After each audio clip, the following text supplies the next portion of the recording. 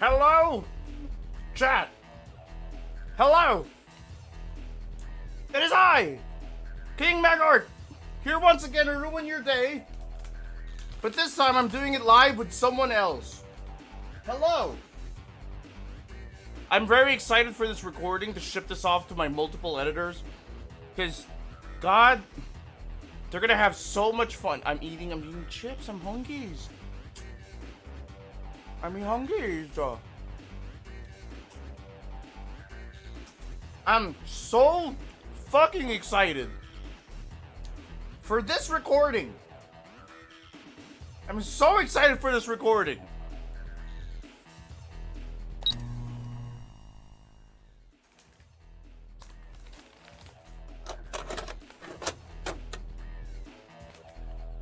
Fuck! Shit! I forgot to start VTube Studio. Oh no! Oh no, I forgot! Shit! Fuck! Oh my god! I'm available!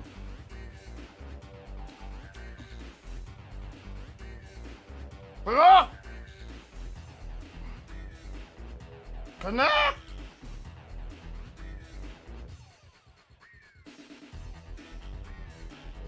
Oh my god! Oh, I'm already cracking.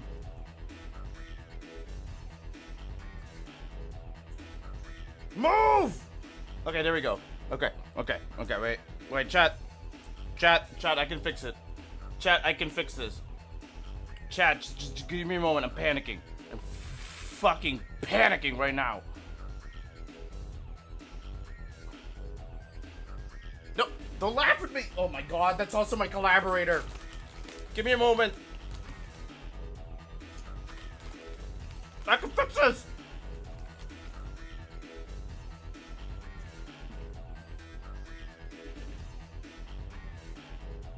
I can fix this. How's everyone doing though? Hello? I'm so excited to record this and like ship it out to my editors and see what stupid shit they do with like, hey, my incorrect summary of Undertale. Cause it's been like 8 years since I've experienced that thing, right? It's been 8 years since I've experienced Undertale. So I don't remember shit from that game. Okay, turn on tracking. Come on. Okay, there we go. Okay, you've seen past the veil. Is everyone happy that you've seen past the veil now? I'm really curious at what your assumption is. It's not really assumptions, it's more like a series of incorrect like memories. Okay, I think everything's working out. Except the music, I gotta turn it down a bit. I've gotta turn down the music a little bit. And now, Alfina, I need to call you in to test out audio and shit. It's gonna be great. And I'm gonna have to see if the reactives work. Give me a second. Okay.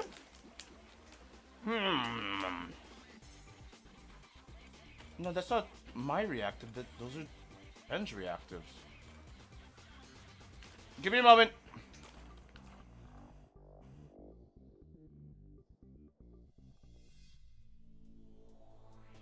Shit. Hello? Oh no, it's not working. Oh no. Okay, one moment. Can you hear me? Check! Oh fuck me. Oh no. Oh no. Oh no, the sky. Oh, I know why you can't hear me. I meant you're deafened? No. No, there is scuff with this thing. You'll see it in a bit. See, now I'll be able to hear you. Hello? Okay, hello? So, it's hard to explain, but I have all audio running through my Elgato, including my Discord, and the video, and then I have everything else running to a computer. That's my OBS computer, and I'm listening to you on my OBS computer, essentially. Ah, gotcha. Okay. I have the most scuffed setup in the world right now. Are you running a dual PC setup? Yes. Okay, yeah. Yeah, The biggest hurdle was essentially trying to figure out, like, how do I stream? Why isn't the Fuji's working? I don't know. What the fuck? Do I have to be? You need... No shit. Do I have to Yeah, be maybe I on need call to... on my streaming PC?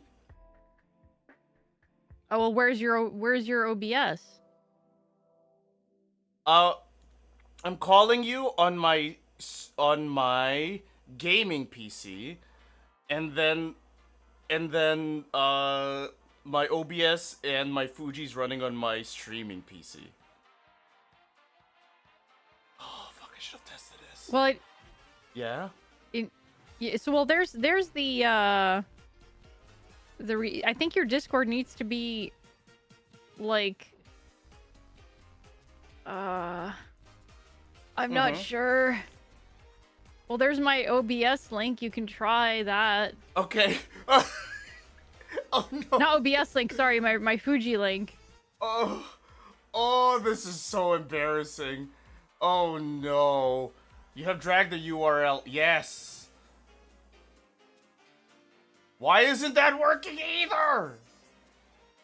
Oh my god, Fuji's won't work unless it's on the same computer. Okay, wait. There you go. I can think this out. Give me a moment. Yeah. Really? This is how Fuji's work? Are you serious? Yeah, I mean, yeah, because like it needs to know that you're in a Discord call, right? I'm gonna crash out. Oh, I didn't think this through. Oh no. Do you have a PNG? I'm so sorry. It doesn't seem like I was prepared for this. Wait a minute. Do you have like a collab server or something? If I have a collab server? Yeah. No. Shit. Damn it. Yeah, just give me a PNG. Please. Please. Alfina, I'm so sorry. Okay. It must seem like I'm unprepared, but I literally prepared everything else. I even made pretty art for our collab. It's fine. Give me a sec. Let me see if I can find something. It's okay.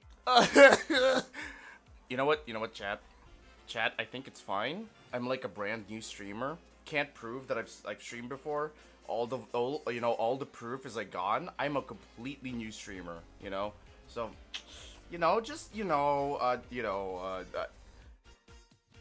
chat, technical difficulties. Okay.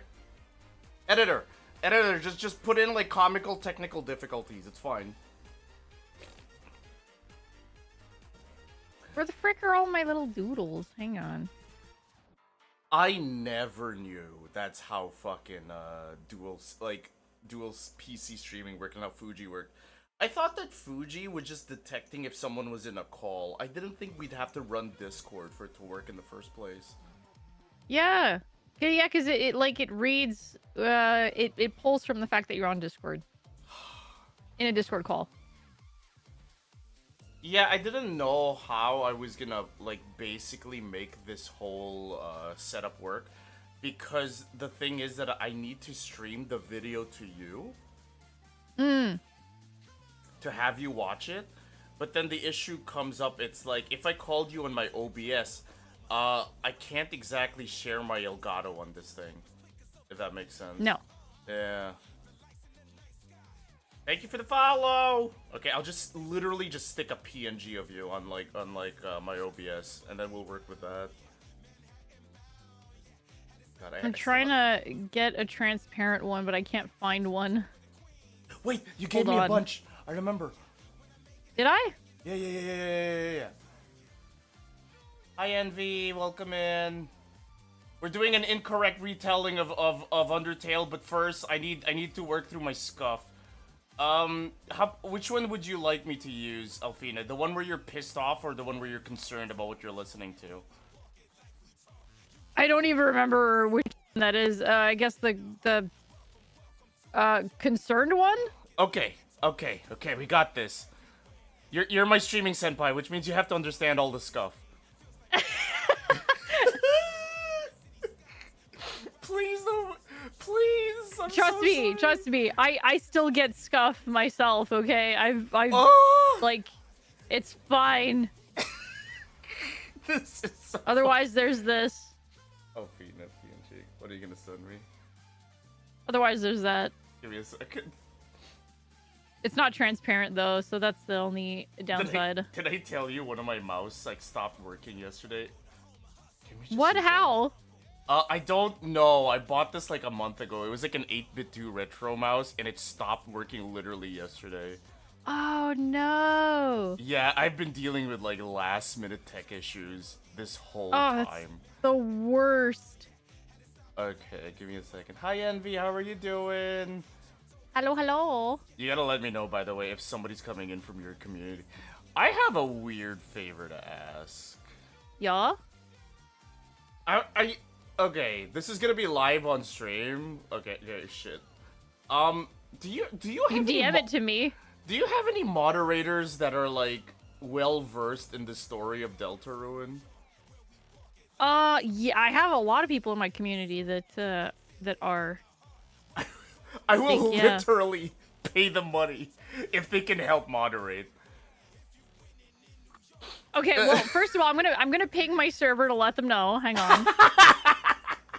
Cause I need moderators for my playthrough. I've been told that like people who spoil like Deltarune can get pretty fucking bad, like really fucking bad apparently. Yeah, I mean, like, see, they say that, but I haven't had that many people coming in and being like dicks about it. I just like have a thing, like an announcement that's posted or pinned at the top of the chat that says, backseating is okay, but no spoilers. But that's just me. I don't mind people backseating because I tell people, like, you're allowed to backseat, but I'm probably gonna ignore you. Just don't get mad if I do. So. Well, it's not backseating that I'm concerned with. Like, I was told the major it's the spoilers. issue was that people were gonna come in and go, have they met this person yet? That's not happened to me. Okay. That's not happened to me. Yeah, people have been very respectful. So well, okay. I think it's like if they see that there's an announcement at the top of the chat that says please do not spoil, people tend to respect that. So yeah, the issue that I'm gonna run into, right, is that chat. I think you can attest to this. I breed a community of contempt. Huh? Okay, you know how like everybody else is like super nice to their community? It's like, I love you guys, I love like hanging out with you, and like everyone like gets along, and it's a wonderful relationship between chat and their community and like the streamer, right? I need to constantly put my community in place because they get a bit too high and mighty, because they have the privilege of hanging out with the king himself, but like they get so uppity. They get so uppity that I have to put them in their place, you know? Okay, wait, no, Yeah? I think I see what you mean. Yeah. So Yeah. like the chat claims that you're bullying them, but then I do no the such chat thing. is actually bullying you. I have the same thing. I feel like it's a very VTuber thing to happen. What, you're combative with your community? Yeah. Okay. Wait. But they mean it. See, the thing is, I think it's like from a place of like love. You know, it's like I bully you because I like you, kind of situation. If I remember right, the British call it, it's just banter. It's just sure, yeah. I don't know if you have anyone from Britain in your chat that can validate what accent that was, but one of my best friends is like right there. Their name is Vile Hearts. They're absolutely fucking British. They know it. They know it. Okay. Can confirm. There we go. What dialect, what accent of England was that? London. It's just banter.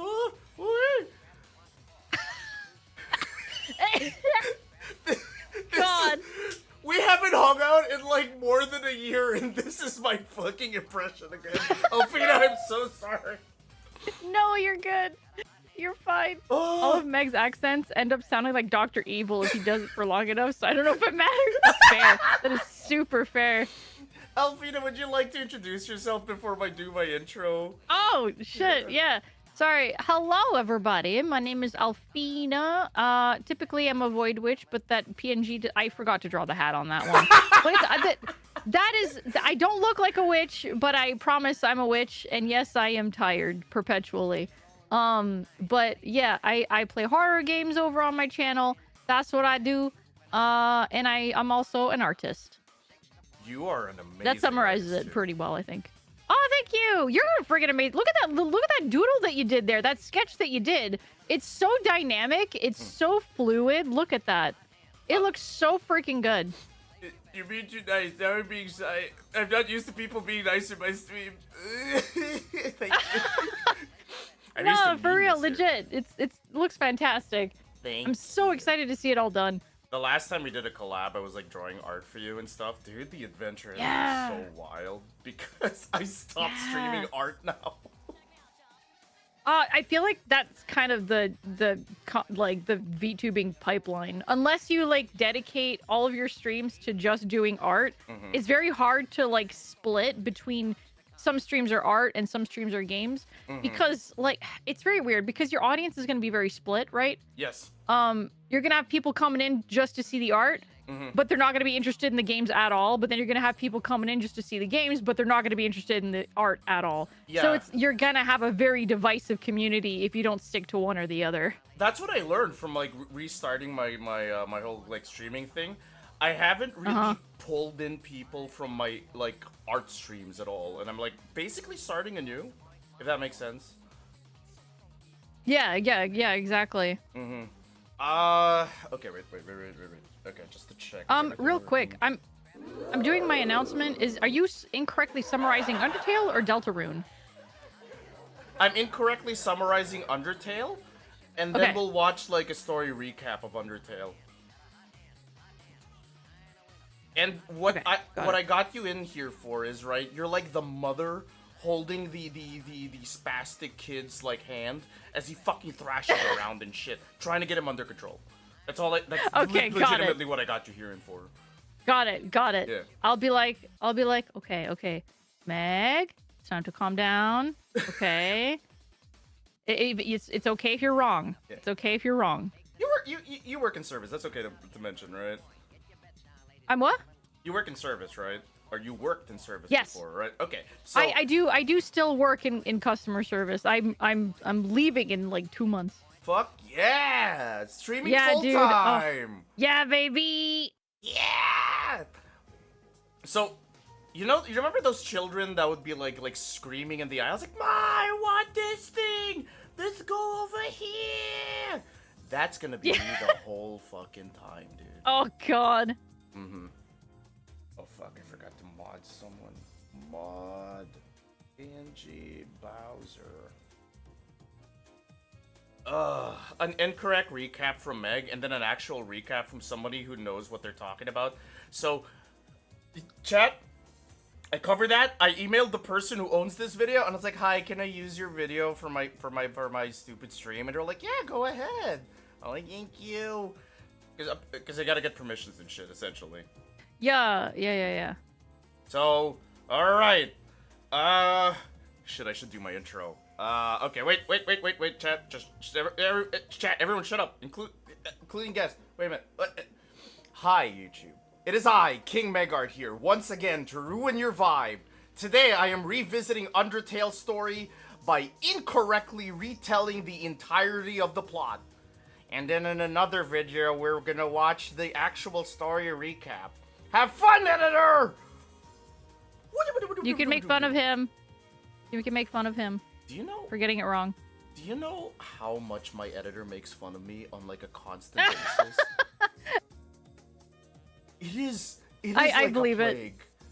I do give them permission. It's like, I need you to like make this as funny as possible. It ends like I got like brand new editors, like 2 new editors.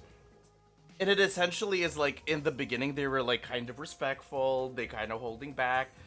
And as they spent more time watching my videos, I think they got the vibe like, okay, we should just start throwing hands. Yeah. Yeah. Do you have That's editors? usually how it works. Do you have editors you work I have- with, or do yeah. you do your own? Oh! Yeah, I have so Toki is the person that does my editing for my shorts and stuff. And I've been buddies with Toki for like a couple years now, and Toki absolutely gets it, and Toki is totally fine with making me seem a little foolish in my edit. He gets it. He gets the vibe. So yeah. Oh no. Oh no. Oh no. This is What? gonna be really hard. I messed with my settings in Clip Studio Paint. My pen is misaligned, so all the drawings are gonna be terrible looking, actually. So okay. What? How? Give me a second. I need to stream. Thing for you. Give me a second. Oh no. So Okay. I'm doing screen duplication tech, essentially, of duplicating my screen from my tablet to my monitor. And that messed with the resolution so bad that my pen's now misaligned. No. Give me a moment, chat. Okay, give me a moment. Oh, this whole stream is scuff. Oh my god. Okay, I also can't hear you now. Great, great. Give me a moment. Okay, now I can hear you. I'm gonna crash. I've been trying to prepare for this stream for like since I asked you to collab with me, and I clearly didn't prepare at all. No, it's fine. It's fine. These things happen. All right, These things happen. mods. In all seriousness, please take care of chat because I won't be able to pay attention as much because I'll be working with my collaborator and I'll also be watching a lot of videos. Thank you, mods, in advance. Thank you, mods. Don't let Alfina fool you. She is mostly harmless. I am mostly harm. I've never said that I was ever violent ever. Why are you? That sounds threatening. That sounds like you're saying this to make him suspicious. What do you mean? I feel like because you worked in service, there's like this beast like underneath that's just you keep it like under control, but every now and again it wants to come out, like just full anger and stuff. Am I crazy? Oh, I'll be so real. Yeah. Lately, I am on the verge of like just going beast mode on people. I'm so done. I'm so done. My patience has been whittled down to a toothpick. So yeah.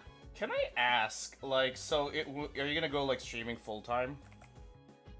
Yeah. Streaming full time and doing art commissions as well. Fuck yeah! I hope it works out. Yeah. Like again, it's scary to like do a new business commitment essentially.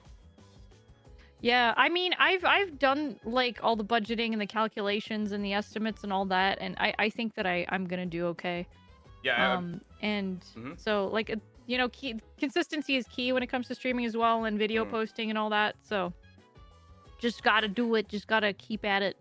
I have also worked with customers, and the impulse to slam them in a wall was real sometimes. Oh gosh, yeah. Like the thankfully, okay, all the customers that I'd had to deal with have been over the phone. I never have to see them face to face. Oh, thank God. So I can make very angry expressions. I can like clench my fist and like punch the air like really hard while like talking over the phone. They don't see me. They don't see what I'm doing. They just hear my voice. Yeah, you have So they think everything's fine. you have the professional But I voice secretly too. want to kill them. Like, yes, we can take care of all of your concerns. Thank you very much for that, ma'am. Yeah, pretty much.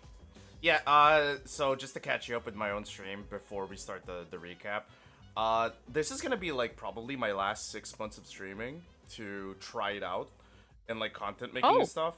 Cause I just wanted to see if this project would work out if I basically start paying people to help me with like video editing and stuff. But it's like, if it's not financially viable to like keep on content creation, then this is probably gonna be the last 6 months. I'll still stream, but like the amount of like stuff coming out on like YouTube and TikTok is gonna be near zero after 6 months if this whole thing doesn't work out. Because the goal, the goal is essentially to like have streaming pay for itself, not even profitable. Yeah, pay for itself. Yeah, for sure. It's hard. It's hard in the beginning for sure. So I totally get you. And I mean, like, learning how to do like the editing is a good skill to have, especially if you plan on doing it like full time. It saves you money. It allows you to learn a new skill. It's not a bad thing to learn. And there's a lot of like free like editing software out there. So The problem is My art full-time job is also taking up all my time. Oh, if you've got a full-time job already, dude, no, I get you. I'm trying to do 2 jobs essentially. Yeah. No, I fully understand that. So no, I get it. So you're gonna. Is that your first time you're gonna embark on this journey of like full-time streaming? Yeah. Fuck. Scary but exciting. Yeah. No, I'm nervous, but I think genuinely, like, I have to take the leap, because if I don't do it now, I'm never gonna do it ever, and I'm probably gonna wind up regretting it. And at the end of the day, like, it's for my own health as well. You got like this. It's for my mental health, it's for my physical health, it's for my well-being just in general, because like it has been taking a toll. So yeah. Chat, let me know, by the way, if there's any audio issues at all with Discord. If Elfina needs to be louder, would appreciate any input. Also, Gambate senpai, you can do this. Thank you. So, Thank you. Speaking of Gunbate, we are now, good luck to me, as I incorrectly summarize all of Undertale, including all 3 routes. For context, I've only played 1 route, which was the pacifist route. Was it like, so like, have you played it once or twice? Because I think that I've played it once, and then I've watched people play through it. Okay, because apparently with Undertale, you cannot get the true pacifist ending on your first go, apparently. But please correct me if I'm wrong, chat. Oh no. Because I think that you get Oh no. Oh no.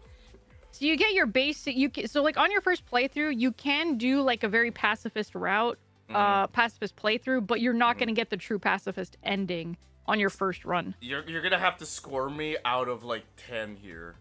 Alright? Okay. Chad is talking about some editing. I've been summoned. Wait, is that Oh, your that's editor? Kimono. Yeah, Kimono does VOD scrubbing, and occasionally will do some like some little shit posts for me. So yeah. What the hell is VOD scrubbing? VOD scrubbing is when you send the entire VOD to someone and they go through the entire thing and clip the best parts. Oh. Yeah. Oh, fuck. I have my editors do all of that. Yeah, some editors do the entire thing. Some editors do the full package. Editors, I'm so sorry for everything I put you through, including having to bleep out every fucking swear that I say on this thing. Because it's like, okay, we can't have him swearing like 500 times in the video, otherwise it's gonna get delisted. We need to do something, so they bleep out every time I fucking swear. God damn it, there's another one. I have to try to like kind of tone it back, dial it back on my swearing as well, if like I want to monetize videos on YouTube too. But I think YouTube is like in my VODs, I was still able to get my videos monetized despite the fact that I do swear in it. I think they're a bit more lax on it as long as you're not swearing within the first 10 minutes of the video. If your first 10 minutes are fine, then it's whatever. Yeah, but it's a 10-minute video, and I'm like, fucking say. Oh well, then in that case, you're kind of.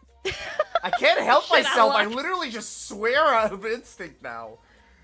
Yeah. Oh. Okay.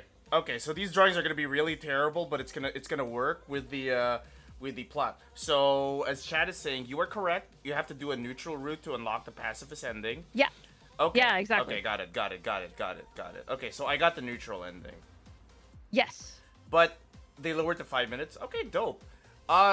You know, it doesn't matter. My editors are gonna bleep this out anyway. There you go.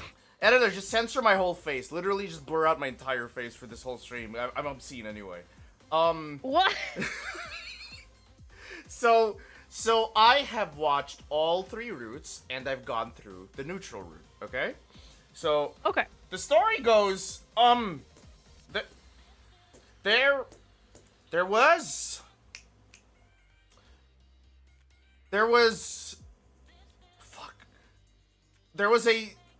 was a society, okay?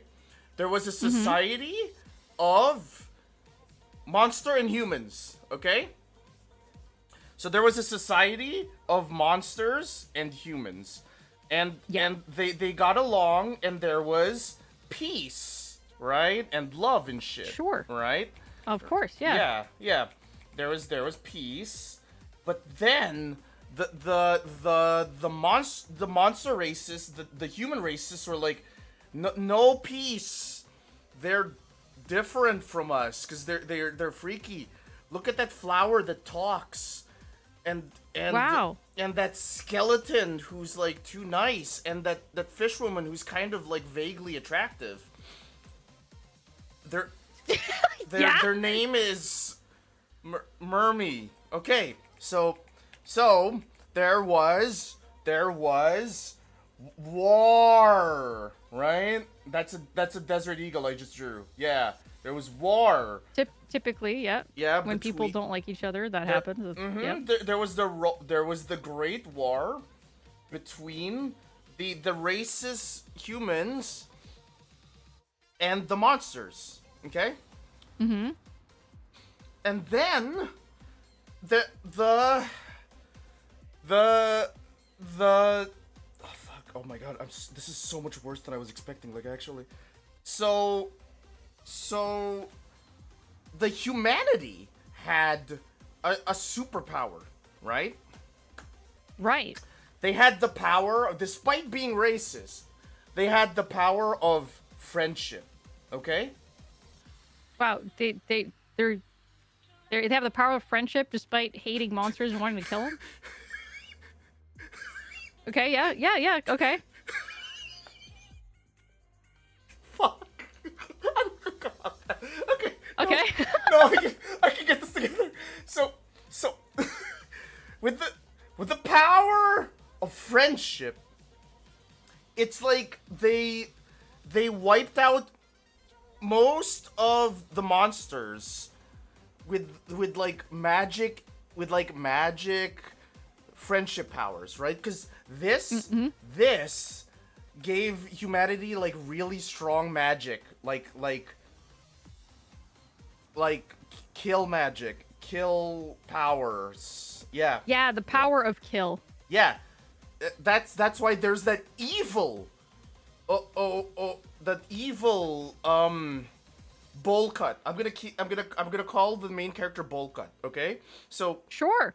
because evil bowl cut exists within the darkness that is humanity's friendship power, which is this heart. Yeah. Because this heart represents your magic powers, okay? Yeah. So there was this big war. You're doing so well. You're doing so well. There was this big war, and then they shoved all of the monsters. It's like you can't be with human anymore because you're freakazoids. So like they shoved the skeleton and like Toriel, who's like the mom. Okay, you got one of the names, yeah. Yeah, and then they shoved the flower also, which was another character, into the hole, and it's like in the hole you go, in the hole you go. So Yep. because the humanity was super racist, but used the friendship powers anyway. They shoved all the monsters into the hole, and till modern times, this is after like medieval times, by the way. Right. After medieval times, it's now modern present, and the monsters are still living in the hole. Correct. That's the monster kingdom. Okay, cool. So humans with the Yeah. power of friendship and kill and racism, they took the monsters and put them in the hole. All right. Fuck. Okay, cool. Okay. You don't need. No need. They should make a game about this. Really cool story, Meg. Doesn't remind me of anything I've heard of before. Okay. Okay, so this is not entirely accurate, but out of a grading system of 10, 5 being passing, what would you score chapter 0 of Undertale, a retelling? I don't think a 5 is passing when it's out of 10. It's passing somewhere, I guess. I don't know about that. Someone just gave me Pretty a 3! Well, there you go. Oh my god! Oh, what would you... It's passing away. It's passing away. 2, you got a name right? What? But the guy... Nobody got the whole right, though, right? Yeah, that's where the 1 comes in. Oh. And then the 1.5 or the other one is that you got Toriel right, I guess. I'm gonna be real, by the way. I only got Toriel right because I've seen so much fucking art of her. Oh yeah. Both creepy and wholesome. Uh-huh. She's a mom. Yeah, the mom. Yeah. I guess that's why people are into it, because they're the mom. Yes, that is for sure why people are into Toriel. She's a motherly figure. And like people are really into that. Okay. Yes. Okay, so okay, hold. Okay. So I might have forgot to mention this too. Do you remember that YouTuber like game theory stuff? Do I ever what? Do you remember that YouTube channel that was like, it's just a theory? Game theory. Yeah, Okay. the game theorist or something like that? Yes. So I have watched hello YouTube. Hi, you need the good username. Hello. We're recapping Undertale right now, and I've gotten through chapter 0, which is the human monster war. No spoilers, by the way. Don't correct me on anything. You will get eliminated if you spoil Let King Meg get it wrong. Let him get it wrong. So I've been watching the game theorist. Mom, good. All right. So I've been watching the game theorist. So that is legitimately polluting my mind too. By the way, with my memories. Oh. Okay. Yeah. So this retelling is gonna get much worse than you think because my mind is polluted by like game theory stuff. Okay. I'm ready. Okay. So chapter 1. Editor, make it a better text than this one. Like chapter 1, make it like gold and then glowing. Bling! Okay. So Editor, leave that sound effect in. Yeah, use that. Use that. Okay. Okay, so give me a second. I need higher resolution for better artwork. Okay. 4K. Okay, so there's this character, right? There's this character. His name is he talks like I think his name is Sans. Yes. So Sans is like a super boss, and he is like, so I don't know how he got it, but he is like really, really powerful, and I think it's because he has the power of humanity, right? And there's a theory that he's actually the main character from Earthbound, okay? There's a silence there. I can't confirm nor I've actually never played Earthbound, so I can't know this. I have no clue. So there's a theory. He's a character from from Earthbound, and then he's like, I need to get the monsters out of hole, because the humanity drove monsters into the hole because of racism war. So he's like superpowers. So he needs to get them out of the hole, right? So San used like his superpowers, that's why he's a super boss, right? To like basically make a soul phone call to your art style is really good, thank you. They made a call to Bowl Cut, okay? Oh, they called him. Okay. Yeah, using magic powers. Okay? Right. Oh, fuck. I should play Ace Attorney music. Oh, my God. Oh, my God. You're right. Okay, okay, wait 1 second. Oh, my chat actually cooked. Wait, give me a second, Alfina. They're completely correct. If I started playing Ace Attorney music, this would be so fucking funny. Okay. Ace Attorney.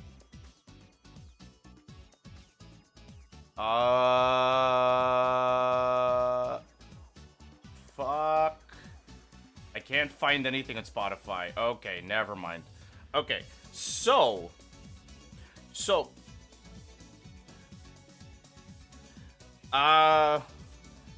basically they used magic to connect their hearts together, right? Yeah. And they called Bolcut into the hole. And Bolcut was like, doodly doodly doo. I'm being helpless child, just kind of enjoying myself, you know, having a good day. And then they fell into the hole by accident. Okay. Because the hole lets humans through, but not monsters. Okay? Right. For some reason, I don't know why the hole does that, but I guess it does. So, because I'm assuming that the monsters would have climbed out the hole if they could. So yeah, probably. So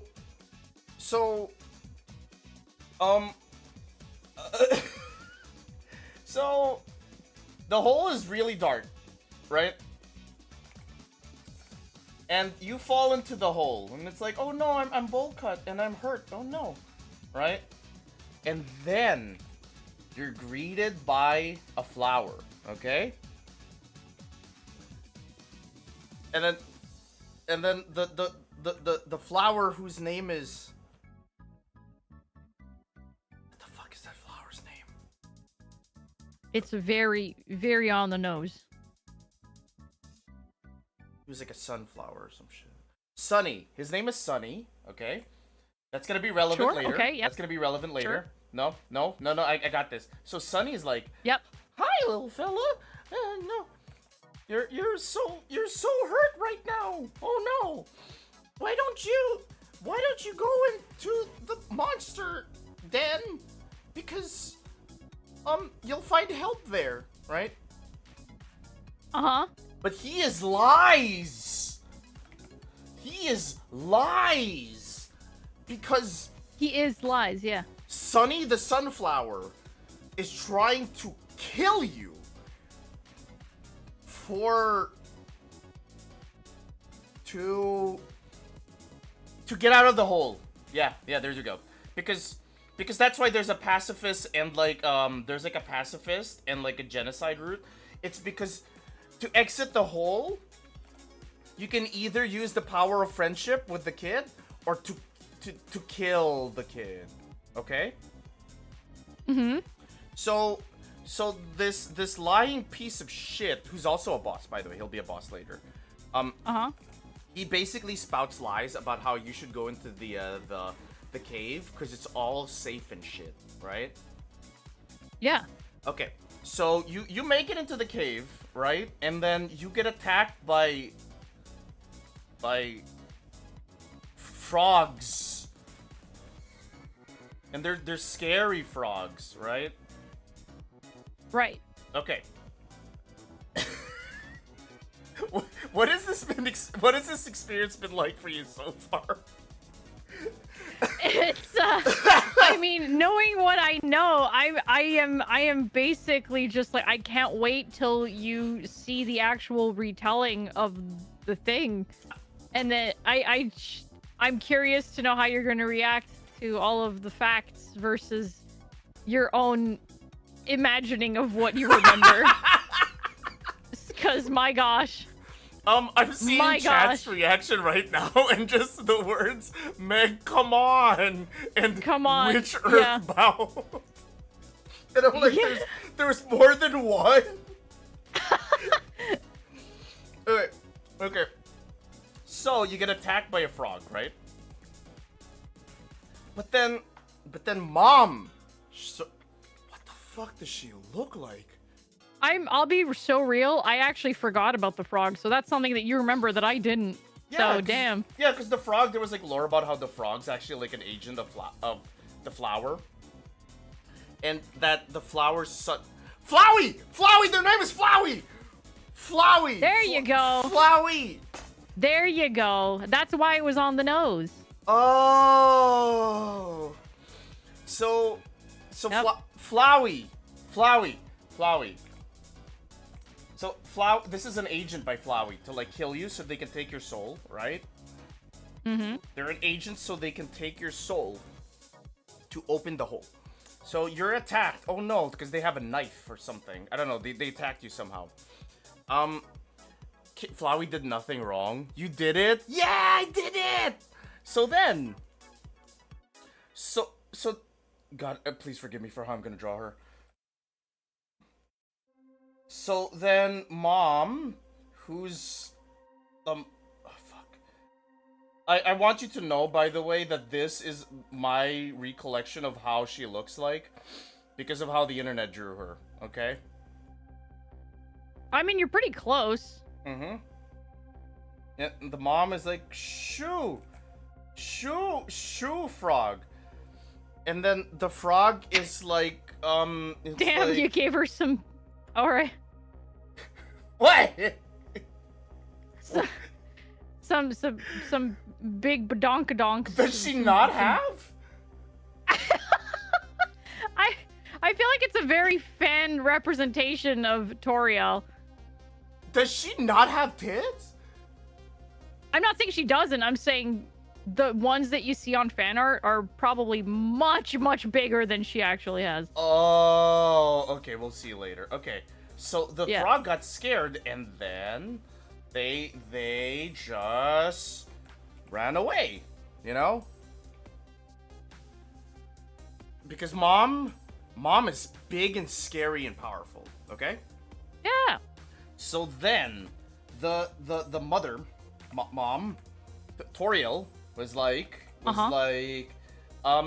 only peace, no hurting monsters, even if they're trying to legitimately just kill you and take your soul. No hurting them. Be nice, okay? That makes sense, yeah. Yeah. So, what proceeds to happen is that there's like tutorial zones, and then she's like teaching you mechanics and stuff. Like go fight this thing, and then use these words to befriend, and then be careful of spiky trap, otherwise spiky trap will hurt, and then how to walk around and how to save and all of those basic mechanics. Okay. Am I getting it right so far? Please. I am not confirming nor denying. Oh. I am simply nodding and going, mm-hmm. Okay, wait. I know one piece of lore. The sunflower is her son.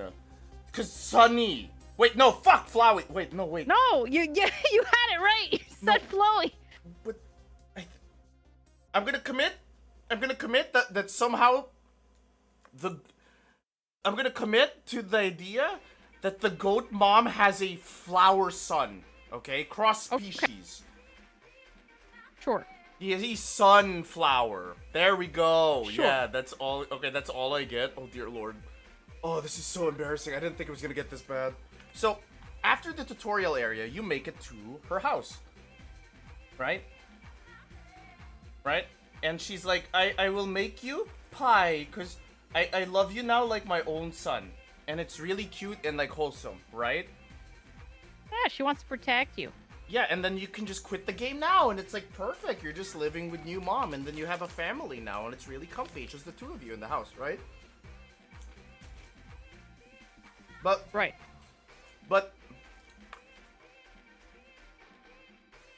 Sans like soul call is so strong. It's so strong that like your character can't help but just want to like leave. So you leave. And then she's like, but my pie, right?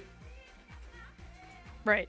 So after a set of wacky adventures, making friends with really sexy horsemen, like men or women. I think they're buff. I think, if I remember right, they're buff. Horsemen.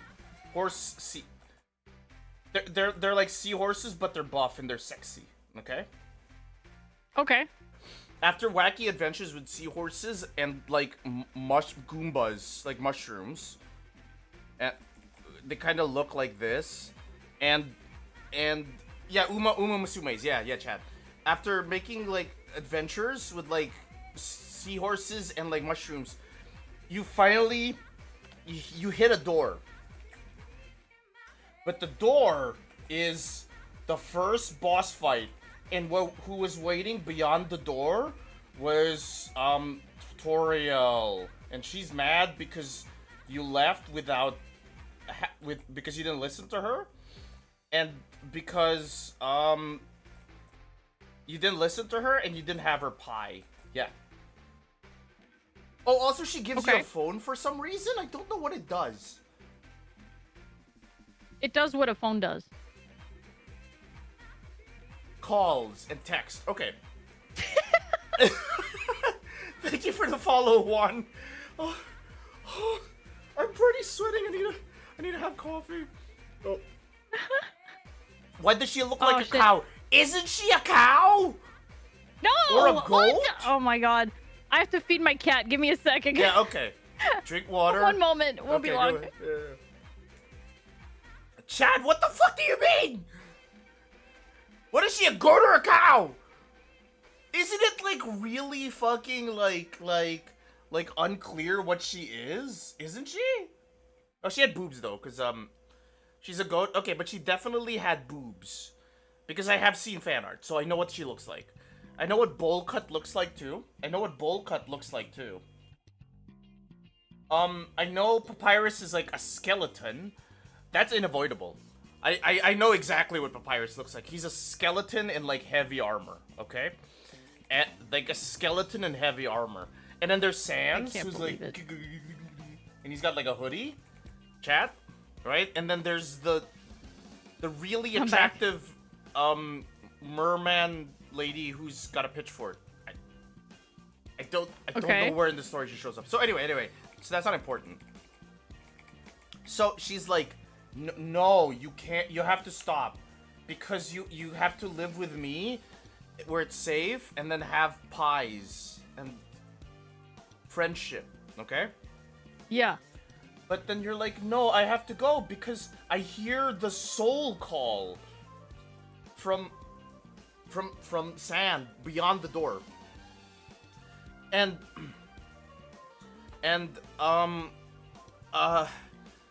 I think you fight her in a boss fight, where that determines your route permanently.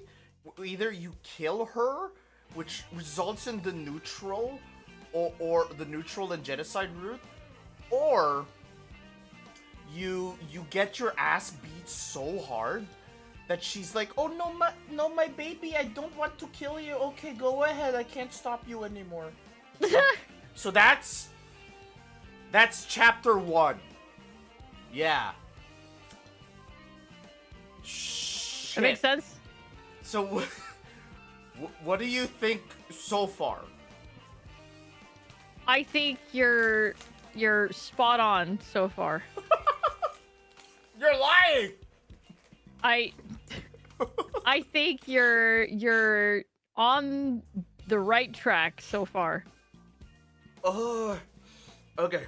Did I get anything right? Oh yeah. You definitely got a few things right. Yeah. Okay, that's good. I got a 3 out of 10. Chat, that's so mean. I think Destin is being a little bit harsh. I think you get a 5. Like, yeah. The vibes are there. The vibes are there. You got the gist of it correctly. Mm-hmm. There's a lot of very backwards and not right, but you're halfway there. I passed the class. Chat, I did it. I don't think that's I don't think that's a pass, but sure. You try. Yes. So Yeah. so it's gonna zoom from here because I really don't remember shit. Okay. There is San, who's like, thank you for answering my soul call, and he's like, I'd like to be friends, and then he becomes friends with you. He wears Crocs, by the way. I don't know why they did that. Yeah, he's got Crocs. Okay. Yeah. Hi, Pandora. We have a raid. Would you mind if I played my raid video real quick? Oh, go for it. Go for it. Okay, shit. Yeah, I'm gonna need to stay quiet for the whole thing. I'll let you know when it's done. Okay, give me a second. Get raid. Hello, people. I am King. It's not working. Oh fuck! It did work. Hello, people. I am King Megart. I work as a professional artist, but now you can catch me stream variety games with varying degrees of skill and success. Oh, God damn it! Oh my god, the world just ended. What the fuck was that actually? Turf Lord! Go right now! Kick his ass! Oh. Right now. Ah!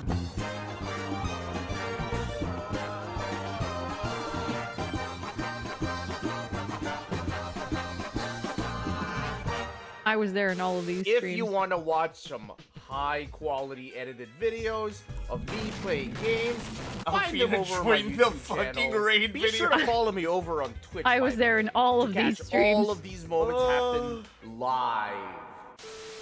Hello, Raiders. Welcome. The amount of scuff in the stream is so fucking unbelievable. Holy Look, shit. it's not a true VTuber stream until the stuff happens, okay? So you're fine. This is professional. Cause it's the amount of tech that we have to deal with, you know what I mean? Yeah. It's not easy.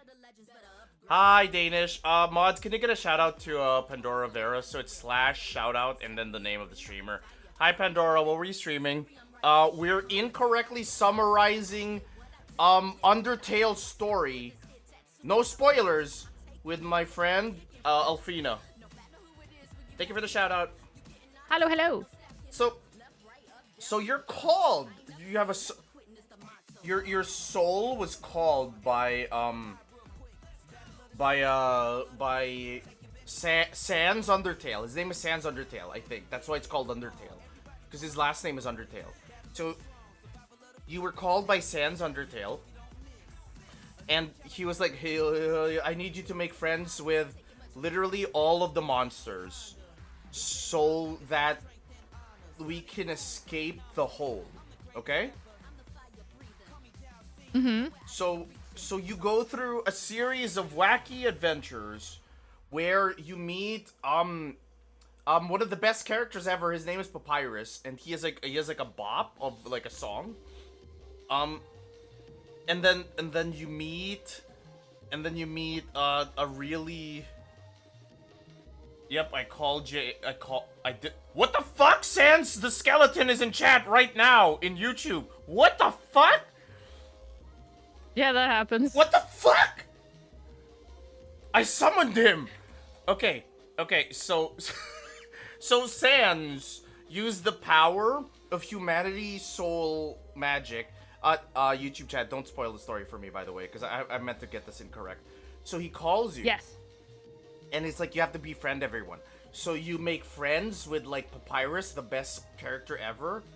A snowman, I think, for some reason, who you have to carry their soul in your hands, and that makes a new snowman, right? And then you make friends with a king who was the husband of Toriel, okay? His name was Asman.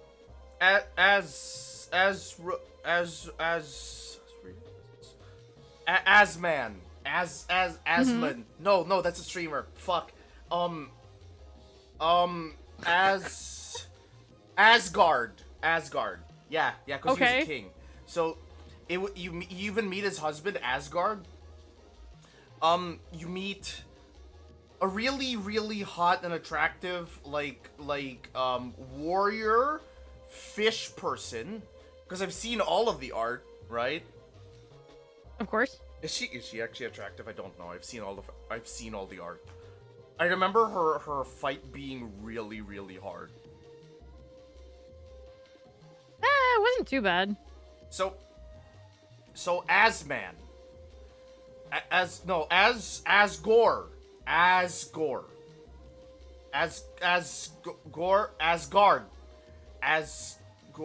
Fuck, which one is it? I gotta commit. I have to commit. Commit to one. Commit to one. You'll find out later. Asgard. So Asgard is the king of the Monster Kingdom, and he's husbands with Toriel. I know that name. And he's like, "Hi, little fella. It's so nice to meet you." And it's like, it's so cool that you're trying to break the curse that keeps all of the monsters in the hole, right? Because you have a superpower that will let you shatter the curse of the monster. Okay? So working, but somehow also fighting the monsters, or for some reason the monsters are trying to kill you even if you're trying to help them. I don't know why. You make friends with a ghost. I do know that. You make friends with a ghost.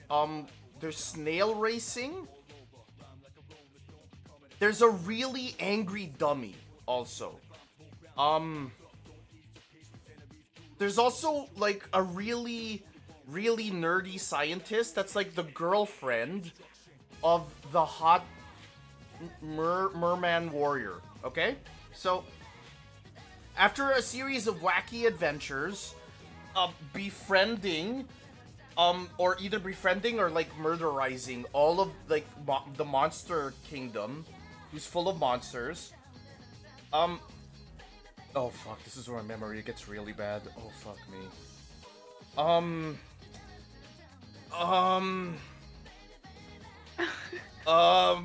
So how do you remember all of this? I don't know! The Monster Kingdom full of monsters. You're remembering like chunks of it. Yeah. So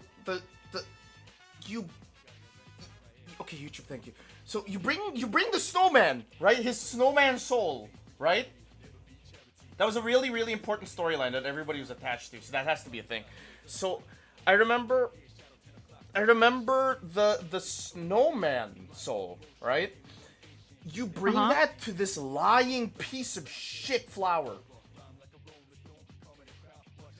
And on the pacifist route, or was it the neutral route? I played the neutral route. I couldn't play you said I couldn't play the pacifist route, so I only had the neutral route, right?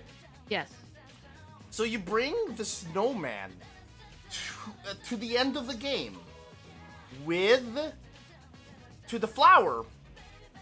When did you play the game? Years ago when it first came out, and I only played it once. And then I watched the rest of the game be played through by Let's Players years ago. I think it was like 10 years ago? 8 years ago or something? How long ago was it? Oh, I think it's almost 15 years now, hasn't it? Maybe I'm wrong. 10 years, at least. Turn to dust, thank you. So... it has to be at least 10. I was in college. Okay, 10 years, yeah. I am very much not in college anymore, so that's how long. So, we just had the 10th anniversary, oh my god! So... Alright, there you go. So you give the snowman's soul to the sunflower, Flowey. And they combine, like, the power of the sun and the cold to become... Mega Flowey. And, like, he's really weird, because, like, as a boss fight, he has, like, bullet hells, and he has like realistic hands, like real hands that they photoshopped in, right? And Right. he's like 3D, and it's really scary. But then you beat this lying piece of shit, and you kill him. You kill him, and after killing him, you let the monsters out of the hole. Have you finished it? Yes, I have. You let them out of the hole after you kill Mega Flowey, and it turns out after like 3,000 years, humanity is actually not racist anymore, and now this is why Deltarune exists, is because humans and monsters are now friends. Okay? And that's the neutral ending. So there's still some conflict between the monsters and the humans, but because you did the neutral route, it's kind of just like, okay, like everyone's just getting along, you know? Mm-hmm. And then the pacifist route is everyone that just straight up loves each other. It's like it's all good. Like literally it's the best ending you can get, right? Yeah. And then the genocide ending is you kill all the monsters and you finally end the human monster war, and you come back and it's like, I've ended them all. And then you're like a monster or some shit. It's like a different character, and he's like really scary, and then he like shuts off your game because of the bad ending, because you killed all the characters. That's so. I actually do not remember. I didn't do the genocide route, so I have no clue. Did you never watch like a genocide ending at all? No, I haven't. No. Okay, but there's a boss fight with Sans or some shit, I think. That I know. That I know. Yeah. That's like infamous. Oh. Oh, okay. Okay, I can work through this. So how do I wait, I'm trying to come up with yeah. That's the whole message in the game. Maybe the humans were the real monsters all along. Yes. Yeah. So That's typically how it goes. oh no, connection issues. So what did you think of that recap of the story of Undertale? Did I get it so correct? Once again, I feel like you have the very basic elements down pretty good, and then you're sprinkling in some things where it's like it's you know, I'm not sure about it. You got the spirit, yeah. Yep. Well, what's my score, Teach? Did I pass the class at all? I don't, you know, I will let the chat decide on this. I still Chat? think that you are at like a 50% mark. I Chat. still think it's, yeah. Chat, did I pass the class or did I fail? Please, chat, -5 stars. Well, there you Asgard have for it. Valhalla. Oh, fuck! I can't be honest. Alfie will yell at me. Sorry, you were close. No, but you can be honest. You can be honest. Just tell me if I passed the class or not. It's probably a no. Oh. I think you skipped like half the star, right? I think you might have. I don't remember in the middle of the game. There was like a duck, and it would help you fly across the world, and there was a ghost. His name is Napster, right? The ghost. Napster. And then what you would his name was Napster. Wait, I can get this right. His name was Napster. Close enough. And then you would smoke weed with him, and then you would get really high and then listen to his weird music. Sure. Yeah, Napster. And he liked music. Yeah. and you would listen to his music, and you would get really high. But his music was so bad that it would continue to like when you exited. And then there was like an encounter with like a sexy horseman, where the music was so bad that it defeated the monster.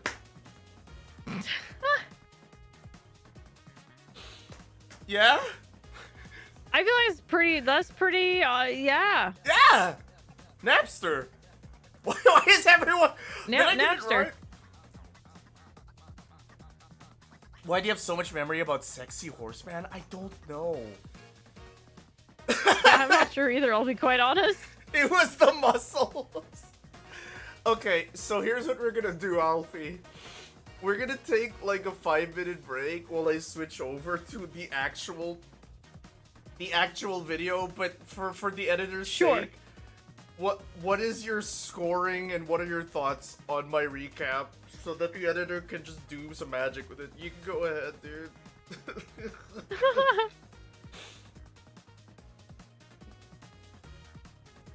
Alfie? Yep. Yeah, what did you think of the recap overall and like your rating? Oh, like I said, I think that you're on the right track. There are some elements that you remembered that I did not think I didn't even remember. There are some elements that you just like pulled out, and I'm just like, oh yeah, that did happen, didn't it? Holy crap! Okay, so it's like you remembered some very, very specific parts. Yeah. And then you remembered the very, very basic plot, but I feel like you did miss quite a bit. So I failed the class, didn't I?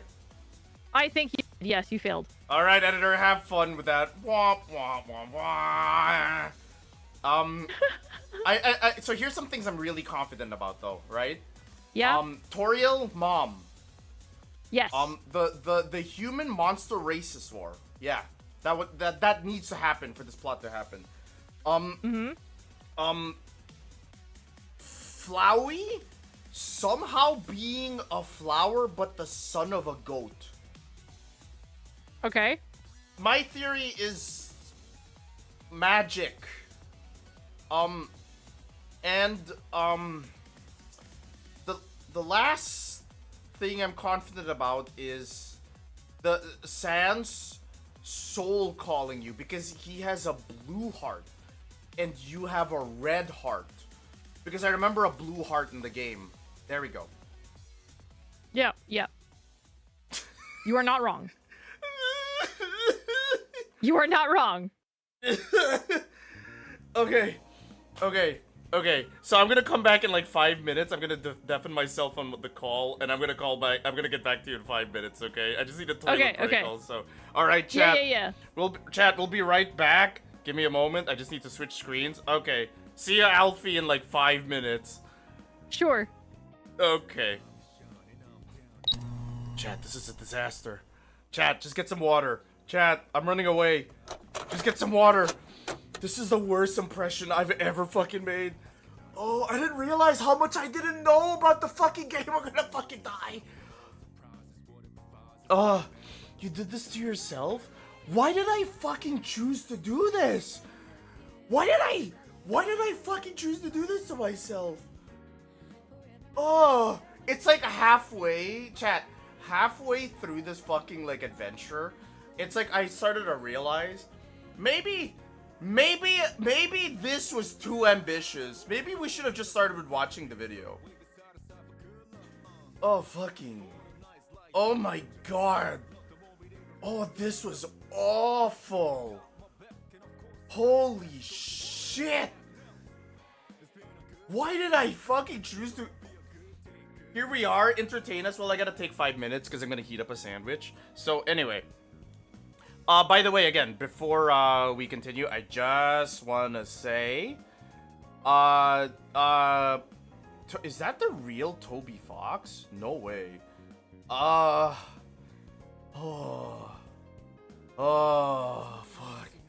Fuck. Thank you, Toby Fox.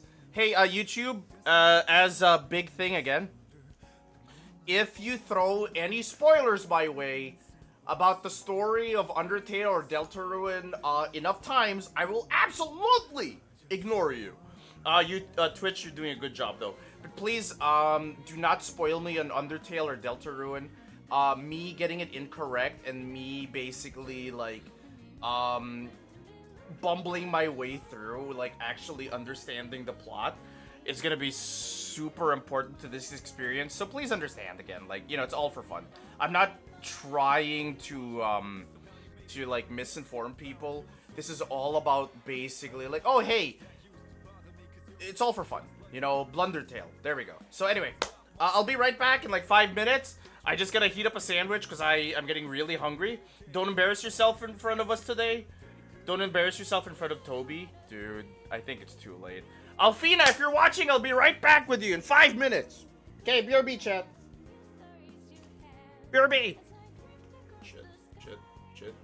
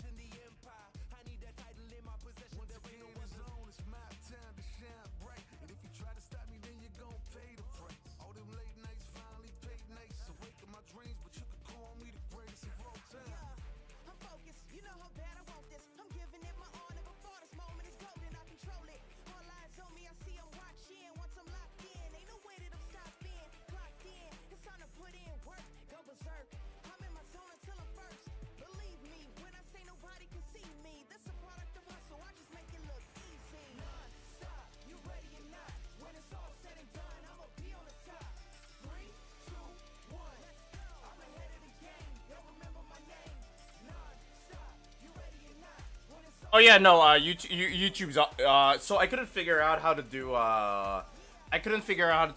YouTube chat yet because I wanted to be simultaneous with Twitch. I was told that would require a lot of fucking programming and I would have to get it custom commissioned, and I'm like, I can't really afford that because I bought this chat for like $10. All right. Anyway, let's get back to Alfina now. One moment. Fuck. Switch screens!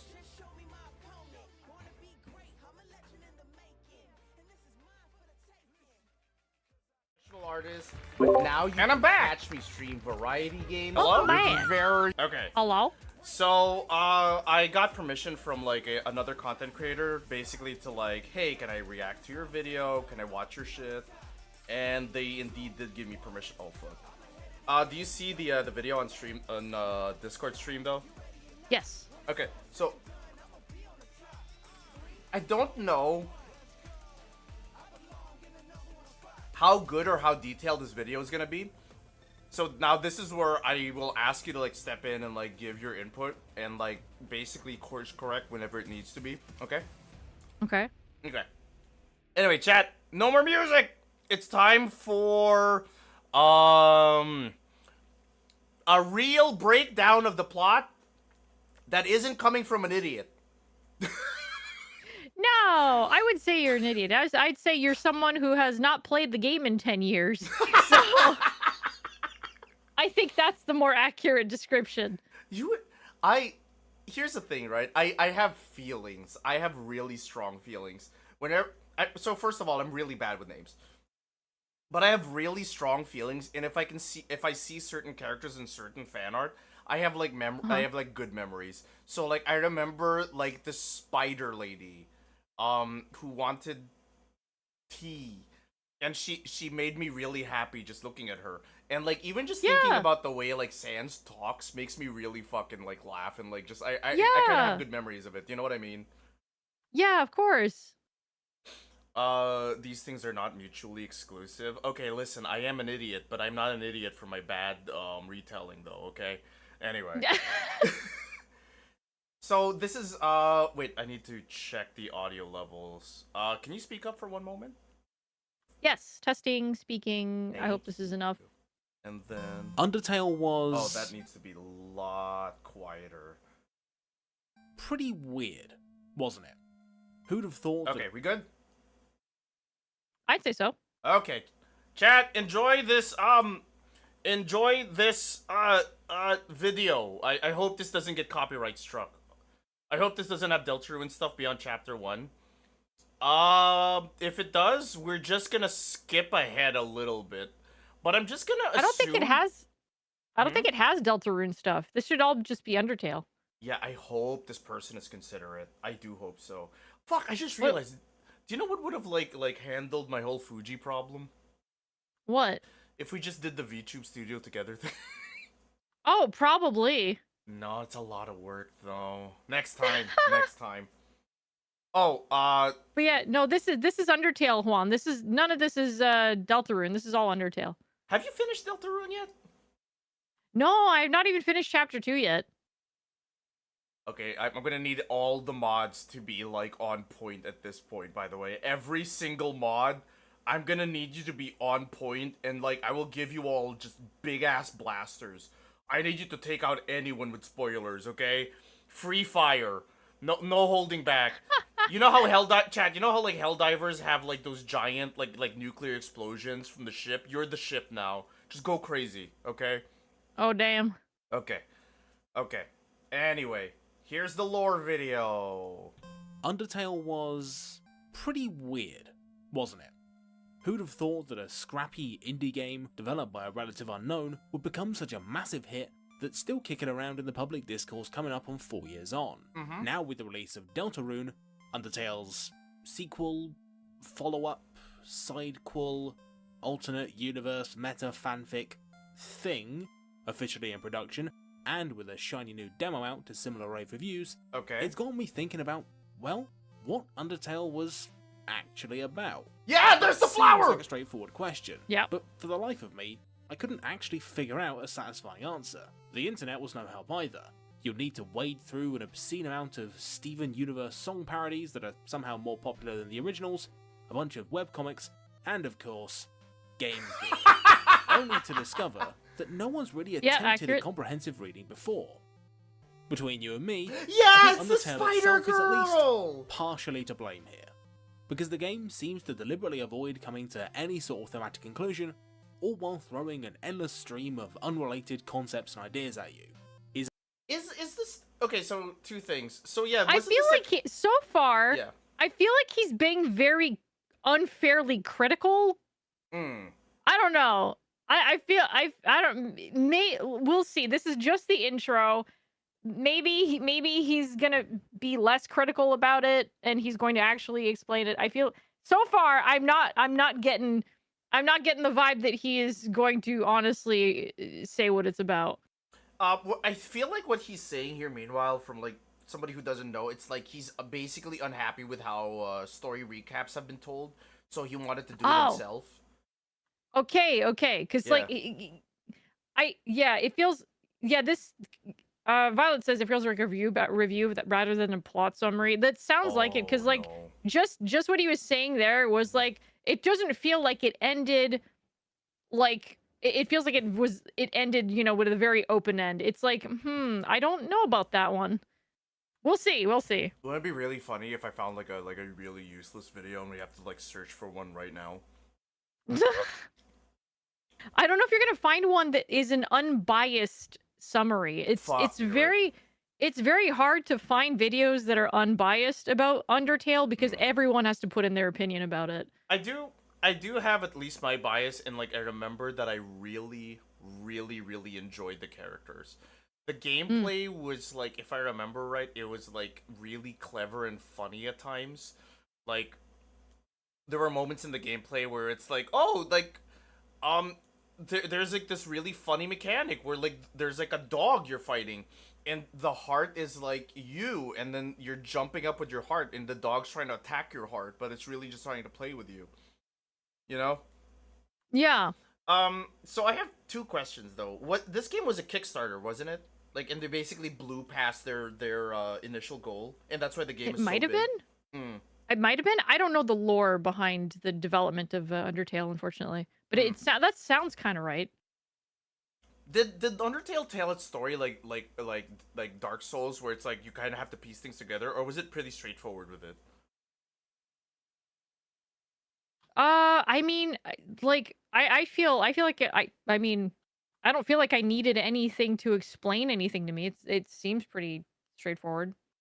Okay, so this is where this guy's bias is coming in a little bit, at least, that he Yeah. feels like it is the story isn't clear when in fact it is super clear.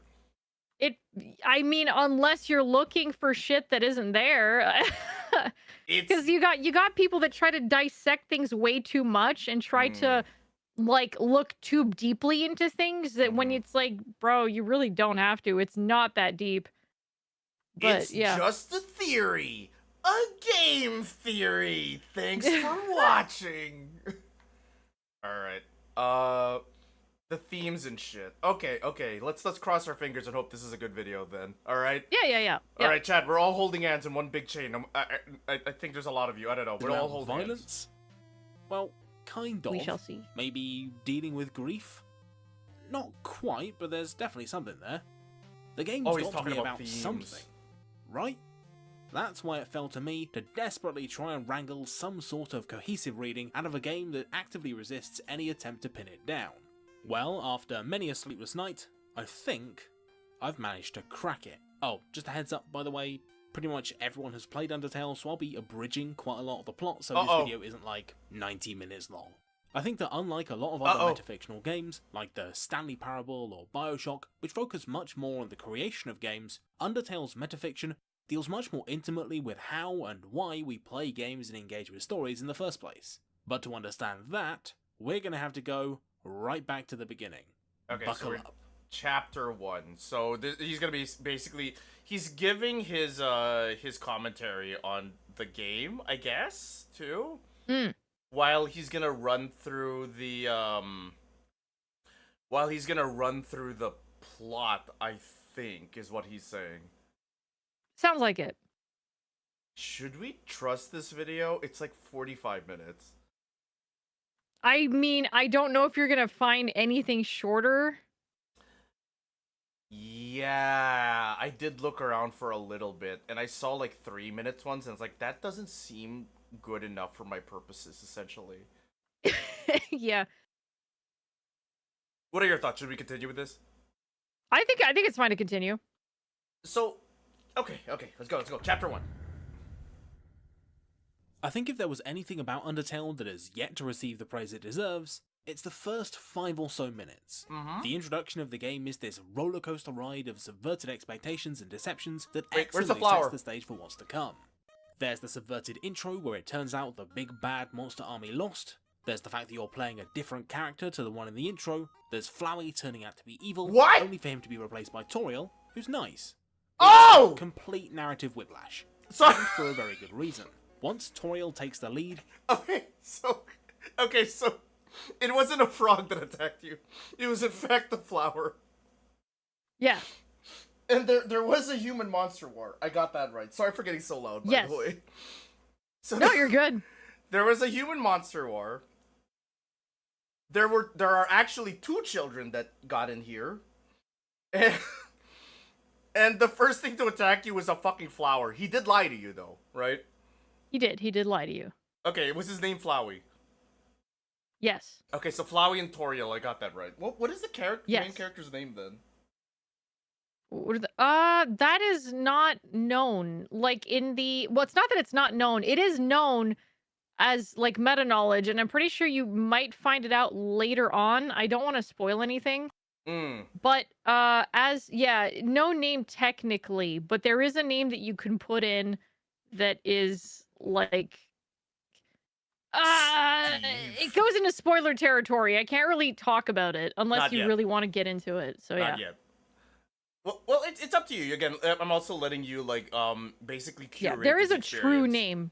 Okay. Like Juan said, there is a true name, but it's not like it's like, the you know, Mm. you'll see. Okay. Any anchoring Undertale has to a typical gaming opening is shattered when she skips you past what's obviously supposed to be a training puzzle and then tells you you're not supposed to kill the randomly spawning monsters. Okay, I got that Don't right. kill the monsters? In an RPG? What the hell is this game even trying to do? Well, it is a tutorial. There was a frog! Just not for the thing you think it is. There was a frog. Chances are you already know how to solve basic puzzles and play an RPG.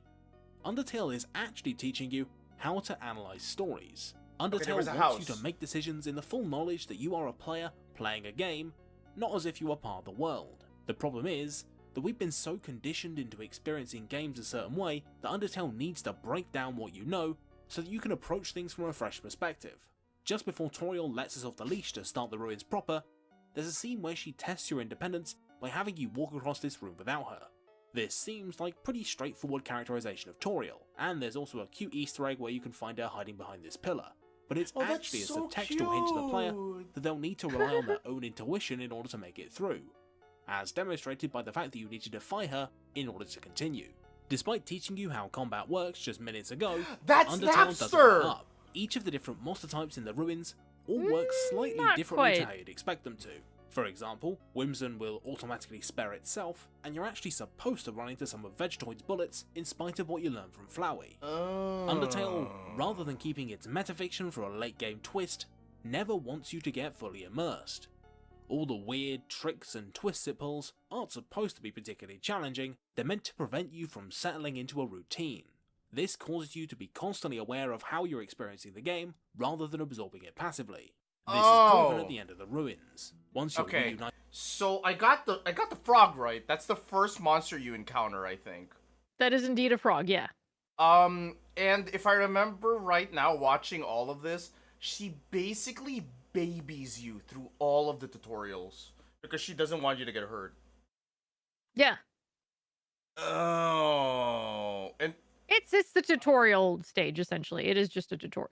Hence the name Toriel, as in tutorial. Oh, fuck! Is that why her name is Tutorial? Yes. Yeah.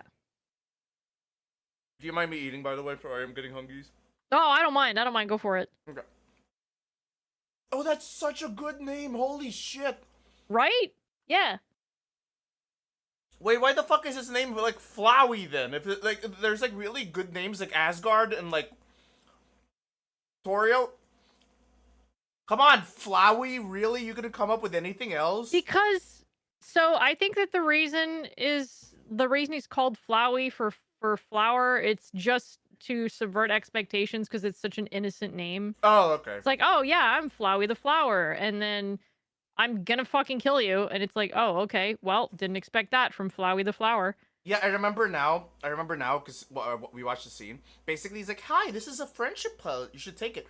And you take it, and you're nearly dying, and he turns evil face, and he's like, "I'm gonna eat your fucking soul or some shit." Yeah.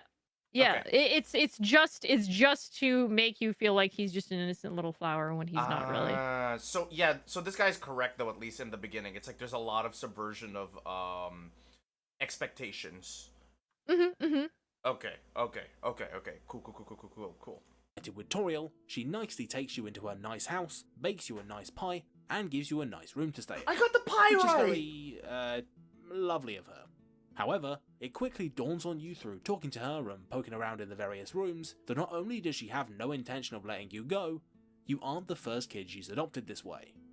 Tutorial character subverted once again. Oh! When you try to escape, Toriel goes to destroy the exit to the ruins and enters a fight with you. The catch though is that as you lose health, Toriel's attacks will also do less damage, and eventually they'll avoid you entirely. In effect, Toriel can't actually kill you. This serves a dual purpose. both to demonstrate Toriel's mercy, but also to kind of frustrate you. Toriel is the hardest enemy to beat pacifist style in the whole game, and I think that's deliberate. See, in order to beat Toriel, you can't talk to her like you can with every enemy up until this point, and sparing her doesn't really appear to do anything, even going so far as to repeat the same responses to trick you into thinking you've exhausted her dialogue. Yeah. Most players, based on this evidence, will conclude that they're going to have to reluctantly fight Toriel and get a nasty surprise when they out of nowhere do about 15 times more damage, killing her instantly. This is an emotional gut punch, and rather than simply accepting it as part of the story, your new metafictional perspective is all too aware that you've failed. Yeah, I remember this specifically now. I remember it jostled something in my brain. So basically, it was like I thought I had run through all of my options because she was giving you the same response over and over again, despite and I'm trying to figure out. So I'm like, act, mercy, but I don't want to fight her because that's what the whole game taught me not to do. Yeah, of course. That's the intent. And if I remember right, because my friend did kind of ruin this for me. The real intention was you're supposed to take her out, so then you're naturally put into the neutral route because you have one kill. So even if you spare everyone, you still have her as your kill count, so you can never have a true pacifist route, right? Regardless, if it's your first run, even if you spare her, if you spare everybody, it doesn't matter. You're still locked in neutral. I remember you can only get a pacifist in your second playthrough. I don't remember why, because I never did a full pacifist playthrough. I also only got the neutral thing. I was just told that your pacifist playthrough can only be done in a second playthrough. Okay. I do remember too that this fight, if you try to dodge everything, looks like it's really fucking awful and really fucking hard because she will beat the shit out of you with giant ass bullet hells. She is a very very tough boss fight if you try to dodge everything. I mean, you can. Oh, do you mean if you're actually trying to fight her? Yeah. I don't know. I never actually tried fighting her. Okay. So basically, I was spoiled by my friend on this. They basically told me, if I remember right, it's oh yeah, you just have to stand still and then she won't hit you. I remember getting dropped to 1, but then it working. I was like, oh okay, he had a point then. Yeah. I think for you to actually die to her, you have to go out of your way to get hit by the bullets. Yeah, I think so, because there's a point where she just refuses to attack you anymore. Mm-hmm. If you keep on sparing her, she won't want to attack you, so you're gonna have to chase after the attacks. Yeah, you literally have to direct your heart towards the bullets themselves. Yeah. Technically you can get a true pacifist after reloading to a no-kill neutral.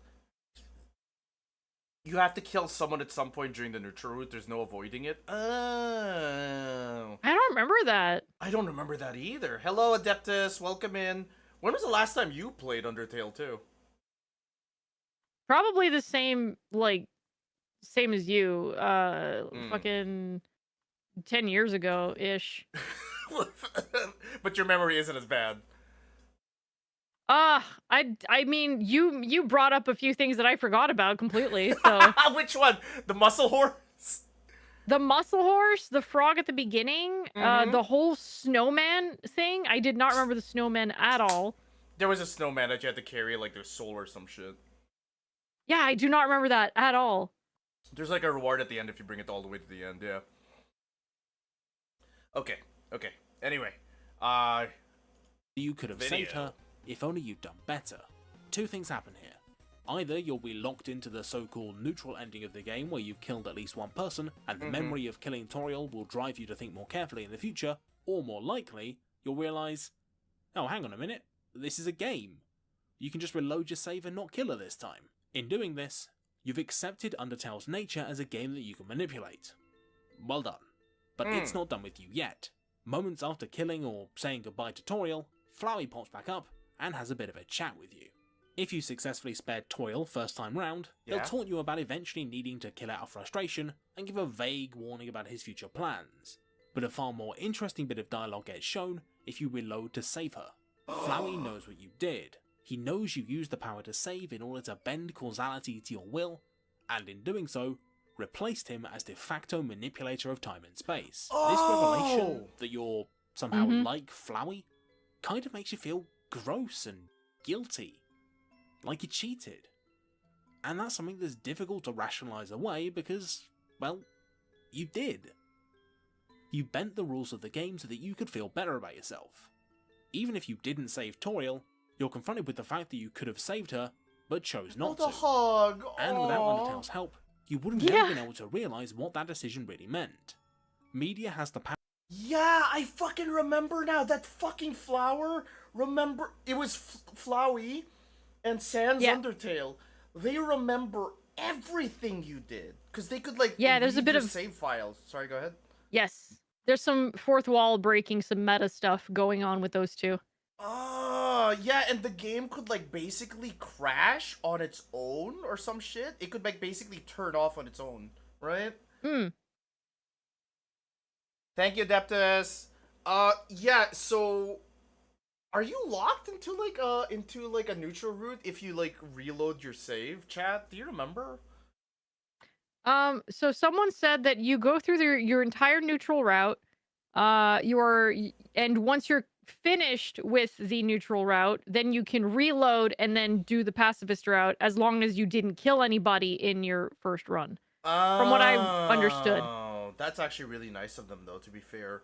So you don't have to replay through the entire game and just do the exact same steps. Yeah. Yeah. Yes. Okay, that's... Oh, there's a lot of, like, save reading, then. It kind of reminds me of Psycho Mantis from Metal Gear Solid. Do you know what I'm talking about? Yeah, I played Metal Gear, the first one. I remember that one. Yeah. Yeah, he would basically read your save files and then spook you out by going, "Ooh, I know that you played Castlevania Symphony of Night." I think he's only able to do that on the PlayStation because of the memory card. Yeah. But he can't do it if you're playing the Steam version. He can't read anything in the Steam version. So let me show you my psychic powers, and then he makes your controller rumble and shit. Yeah. Okay, here we go. Power to teach us things about ourselves. And that's what the next area is all about. You meet Sans the Skeleton in a genuinely creepy scene where he ambushes you in the woods I got this one immediately right. after being told how dangerous the world outside the ruins is. Luckily, Sans is pretty cool, and he's quickly followed by his brother Papyrus. Or was that part of the That was game? a whoopee cushion. That was part of the game? Yeah. Right, He has a whoopee cushion in his hand. Yeah. He was a little shit and he would constantly play pranks on people, right? Yeah, exactly. That's what Sans does. Okay. So I now know that I got the chapter 1 wrong. But I know what you mean when you said that I got the spirit of it. You got the gist of it. You had parts right, but not the whole thing. I was gonna call the mom a kidnapper at some point, but it's like, why do I think that? Definitely not. I thought she was a fucking kidnapper. Okay. Oh my god. Okay, so I was so scared because I was trying to juggle in my mind. Who do you meet first? Is it Sans or is it Papyrus? And I forgot he whoopee cushions your hand. Yeah, absolutely. Yeah, okay. Luckily, Sans is pretty cool, and he's quickly followed by his brother Papyrus, who initially wants to capture and or kill you. The main problem you have to face in Snowdin is the repeated and entirely unsuccessful attempts by the Great Papyrus to capture you and haul you off to the monster capital. These little interactions are the absolute highlight of Snowdin for sure. Each one is a little vignette that shows Papyrus's very ambitious schemes crumbling around him, usually owing to his own incompetence. Oh, he's a fail villain! Randomly generated and ridiculously complicated labyrinth puzzle he sets up, only for it to generate in the easiest possible solution. It's brilliant. However, the highlight of Snowdin from a conceptual point of view is the emphasis on the power of stories and media to give us the chance to self-reflect. Let's start with the obvious stuff. The random monster encounter. I have a question now then, an important question. Sure. How did your kid end up here? Did I get anything about that soul calling thing right at all? I don't remember anything about the soul calling. I just remember the opening being him playing around in the woods or in the mountains someday and then falling into a hole. Why do I remember the child being like, his soul was like summoned into the hole? I don't know. You might be onto something because I vaguely. Okay, I have no idea where you got soul calling from. Okay, so I'm pretty sure it was Alright. accidental. It was fully accidental where he just tripped and fell in a hole. Probably some game theory shit I listened to then. Who knows? Who knows? Maybe, but like I only vaguely remember stuff from this game as well. Not 100%, but Mhm. yeah. Did you get the Better Call Saul thing? Who's Saul? Oh, Call Saul! Oh, I get the joke now. Mods, arrest him for a terrible joke. Mods, get him. Get him. Mods, arrest him, take them out back. Take their kneecaps. Thank you, mods. I remember the spaghetti with the rat. Yeah, there's like a little mouse hole there. And like, why is there a microwave? Wasn't it Papyrus that made that spaghetti? Yes. Oh. Papyrus loves his In the ruins, spaghetti. getting rid of baddies non-violently required maybe some out-of-the-box thinking, but it was never particularly hard. Yeah. Here though, and for the rest of the game, non-lethal solutions to monster The encounters are a dog! fair bit trickier than the alternatives. I Each one love the requires dog, surviving dude. multiple bullet hell rounds, as well as actually paying attention Wait. to the monsters, which isn't something most RPGs have. Wait, there was two dogs. There was two dogs. There was lesser dog and then greater dog, right? Yes. Yeah. Oh, oh, and there was the two lover dogs. There was like the girlfriend dog and then the boyfriend dog, I think. What? I don't remember that. You might be right, but I don't. Oh wait, no. Yes, you are right. Yes. Yeah. Yeah, they were in both. There are a lot of dogs. There were a lot of dogs. There was a lot of good boys and girls. Okay. For example, the only way to pacify Snowdrake is to realise he wants to be a comedian, perform a neutral action so he tells a joke, and then laugh at it to show that he's funny. It's quite a lot of work to put in considering that running away also keeps you on the pacifist track, and you'll only really miss out on money, which is basically everywhere anyway. Murder, on the other hand, will lower the encounter rate permanently on top of making future fights easier by leveling you up and giving you more HP. The choice to care about the monsters, sacrificing an expanded health pool and perhaps more importantly your time, is a difficult one to make and one that gradually becomes more frustrating. This is deliberate. Undertale is once again offering you a chance to interrogate yourself, to figure out how you Oh, feel look at that and to make an monster informed thing. choice about Ew. whether you care about these Yeah, monsters. I never understood what After that all, thing was, but it's much pretty harder cool. to bludgeon Oh, great it was a to death. fucking dog in You an know, armor he just suit of wants armor. Oh my god! Ah, he's Yeah, so he's just a cute. dog. I'm gonna fucking die. He's so cute. It's just a dog. It's just a fucking dog. I thought it was like a dog person.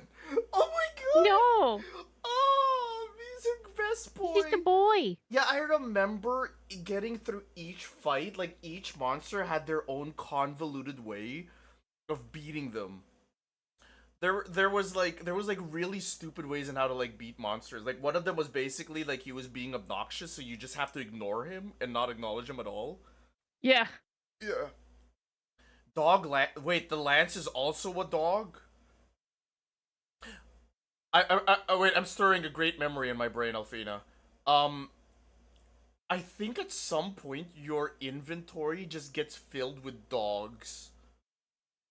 That rings a bell, but I can't remember. But it rings a bell. Right. Yeah. Okay. Oh my god, it was a dog all along. Aww. This self-interrogation is also why Undertale likes asking you that the weird, sexy pointless questions all woman? the time. There's no option not to answer the question, and no rewards for either answer, so your eventual choice forces you to look inwards. Do you prefer Junior Jumble, or are you a dirty liar?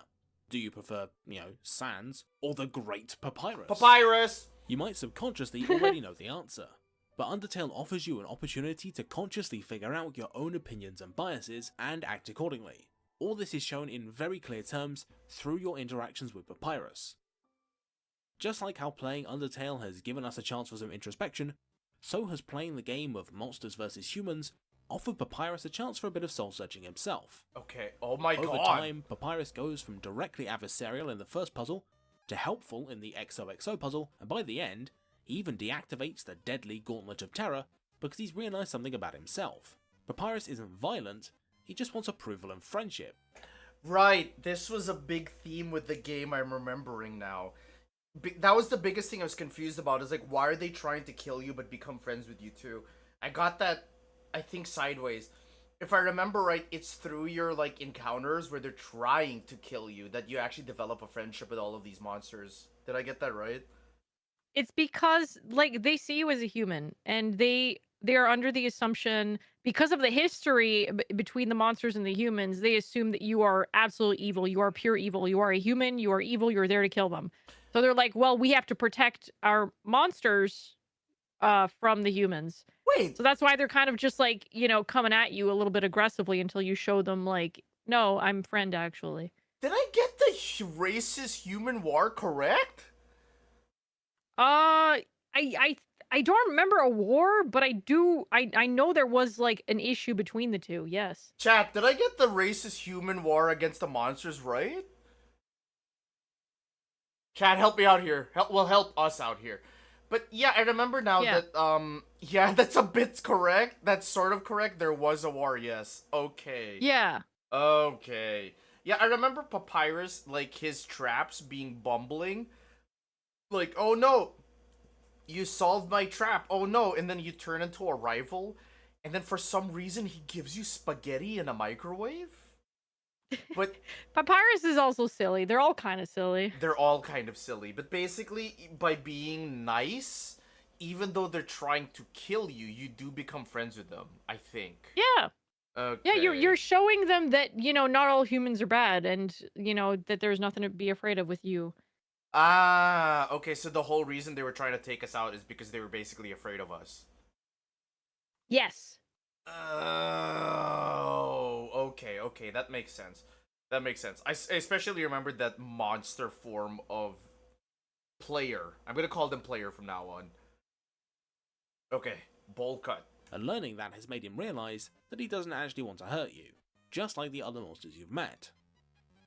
Of course, you've learned stuff too. At the start of Snowdin, Sans appeared pretty sinister and Papyrus looked like a credible if bumbling threat.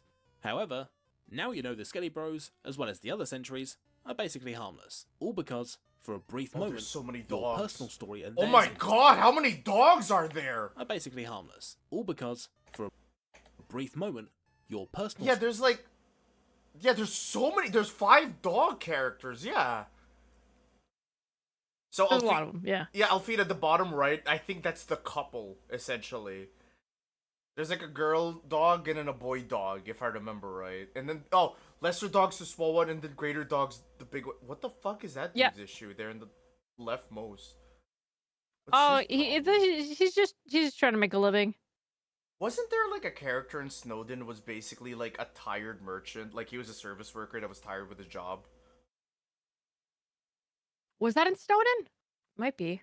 If I remember right, there's like, he's like a fast food worker, right? Yes, yeah. Oh my God. You're gonna meet him later, but I think his name was Burger Pants. Burger Pants! Okay. I think it was Burger Pants. I can't remember. There's a blind dog that smokes dog treats. That's not in Snowdin. Okay, his name is Burger Pants. Okay, thank you, chat. story and theirs intersected, and you were both able to learn from each other. This is what I mean when I say Undertale is metafiction as it relates to audiences. While there are some obvious parallels between Toby Fox and Papyrus as two people who both make games, most of the metafictional commentary centers around us and how humans can learn from stories, even if they don't realize it. However, our relationship with stories is a little bit more complicated than that. Something the next area, Waterfall, goes into in more Oh, detail. the waterfall areas. But Yeah, before yeah, yeah. that, please give me a moment to Yeah. gush about the dating scene with Papyrus. It's not really relevant at all to my reading, but it is, however, the funniest bit in the whole goddamn game. What? Look at his outfit, he's so cool, and the music. What the it's so fuck? good. And Crime Yeah, Radar. Papyrus is cool, man. Crime Radar. You date the characters? No, just Okay, Papyrus. Right. Oh, just Back to Papyrus. serious talk. Okay, okay. Alright, I'm gonna level with you. Waterfall is probably the least interesting area It's just a Undertale bit? has to Okay, offer. okay. The puzzles don't have much in the way of subtext. There aren't very many interesting baddies. That's to the talk to. muscular snow The puzzles don't have much in the way of seahorse! subtext. Yes, There that are- was the, Yeah! that was him. Why do I remember him so well? He has a very distinct design with his like fucking 20-pack abs. Not a He's so- 6-pack. He's got like 20 or something. He's so stuck in my brain, and I think it's because I watched an LPer give him like Kronk's voice from Emperor's New Groove. Okay, he flexes off the screen. It's great. What the fuck is that monster supposed to be with the double duck? This thing. I'll be real, I don't remember. Oh, wow, my memory's getting jostled just like yours.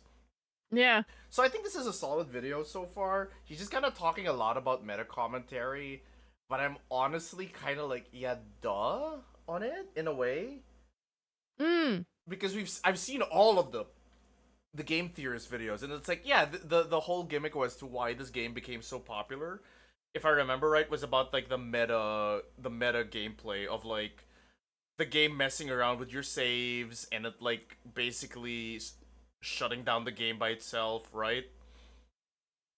Yeah, I feel like it was pretty original back then. Mm-hmm. We're getting a retro. Oh yeah, okay, yeah, that's right. Chat got it right. I think this is more of a retrospective than a summary of the story. I mean, it's fine. Yeah, this is a lot better than I was expecting from the video. I think so. Yeah. Okay. Very many interesting baddies to talk to, and there is a lot of walking around. Yeesh. The main focus of this area is your repeated run-ins with the scary Captain of the Royal Guard, Undyne, as well as learning about the What history the of the war with fuck? humanity, and that's where I want to start. The most obvious theme that runs through the entire history of humans and monsters is that it wasn't a fair fight. It was a total bloodbath. Oh. Not a single human was killed, and countless monsters were destroyed. Oh. The game makes it very clear that monsters and humans aren't equal. It'll take the souls of nearly every monster in the underground just to match the strength of yours. No wonder Asgore wants to get his hands on them.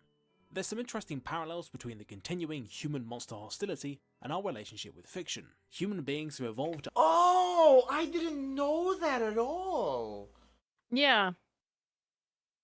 So that's where I got the power of friendship, I guess. Because I was saying that humans had the power of friendship and that's how they beat monsters. But I guess I was just kind of like misconstruing that. It's like people are just much stronger than monsters, I guess. Yeah. Yeah.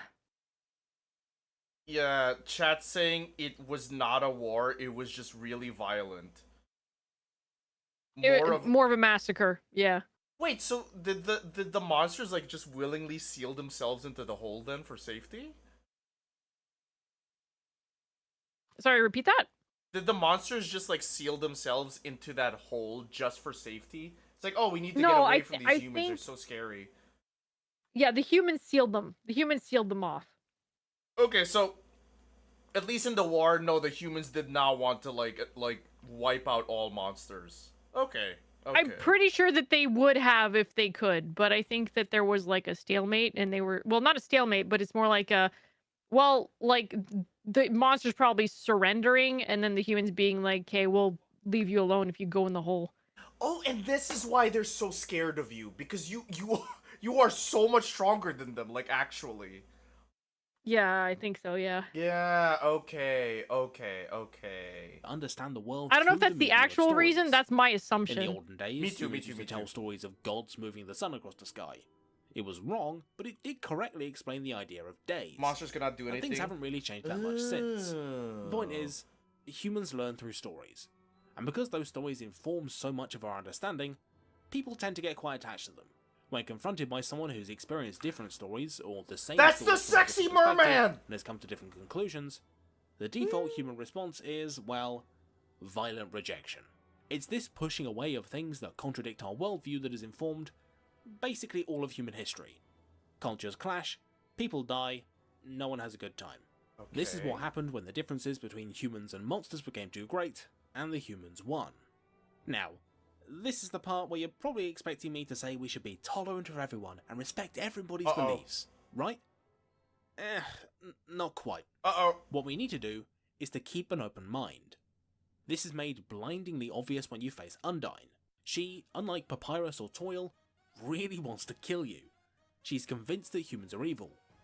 So convinced, in fact, that she'll break orders so she can fight you sooner and lie about everything. That's her! That's her! I've seen Yeah. like really sexy art of her and she's like so attractive and stuff. Yeah? Yeah, that's yep. Okay, so just to correct myself, no, Toriel did not have big boobs. No, she didn't.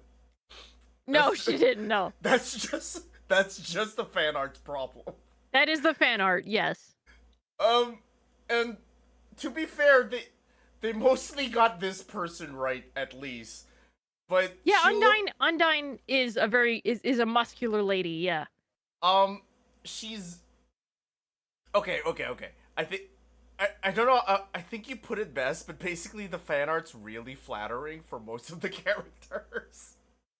It's basically I mean, that's what it's gonna be for a lot of like like simplistically styled video games, right? They're gonna Yeah. have to embellish on a lot of the details that aren't there in the game Ah, itself. So yeah. Okay.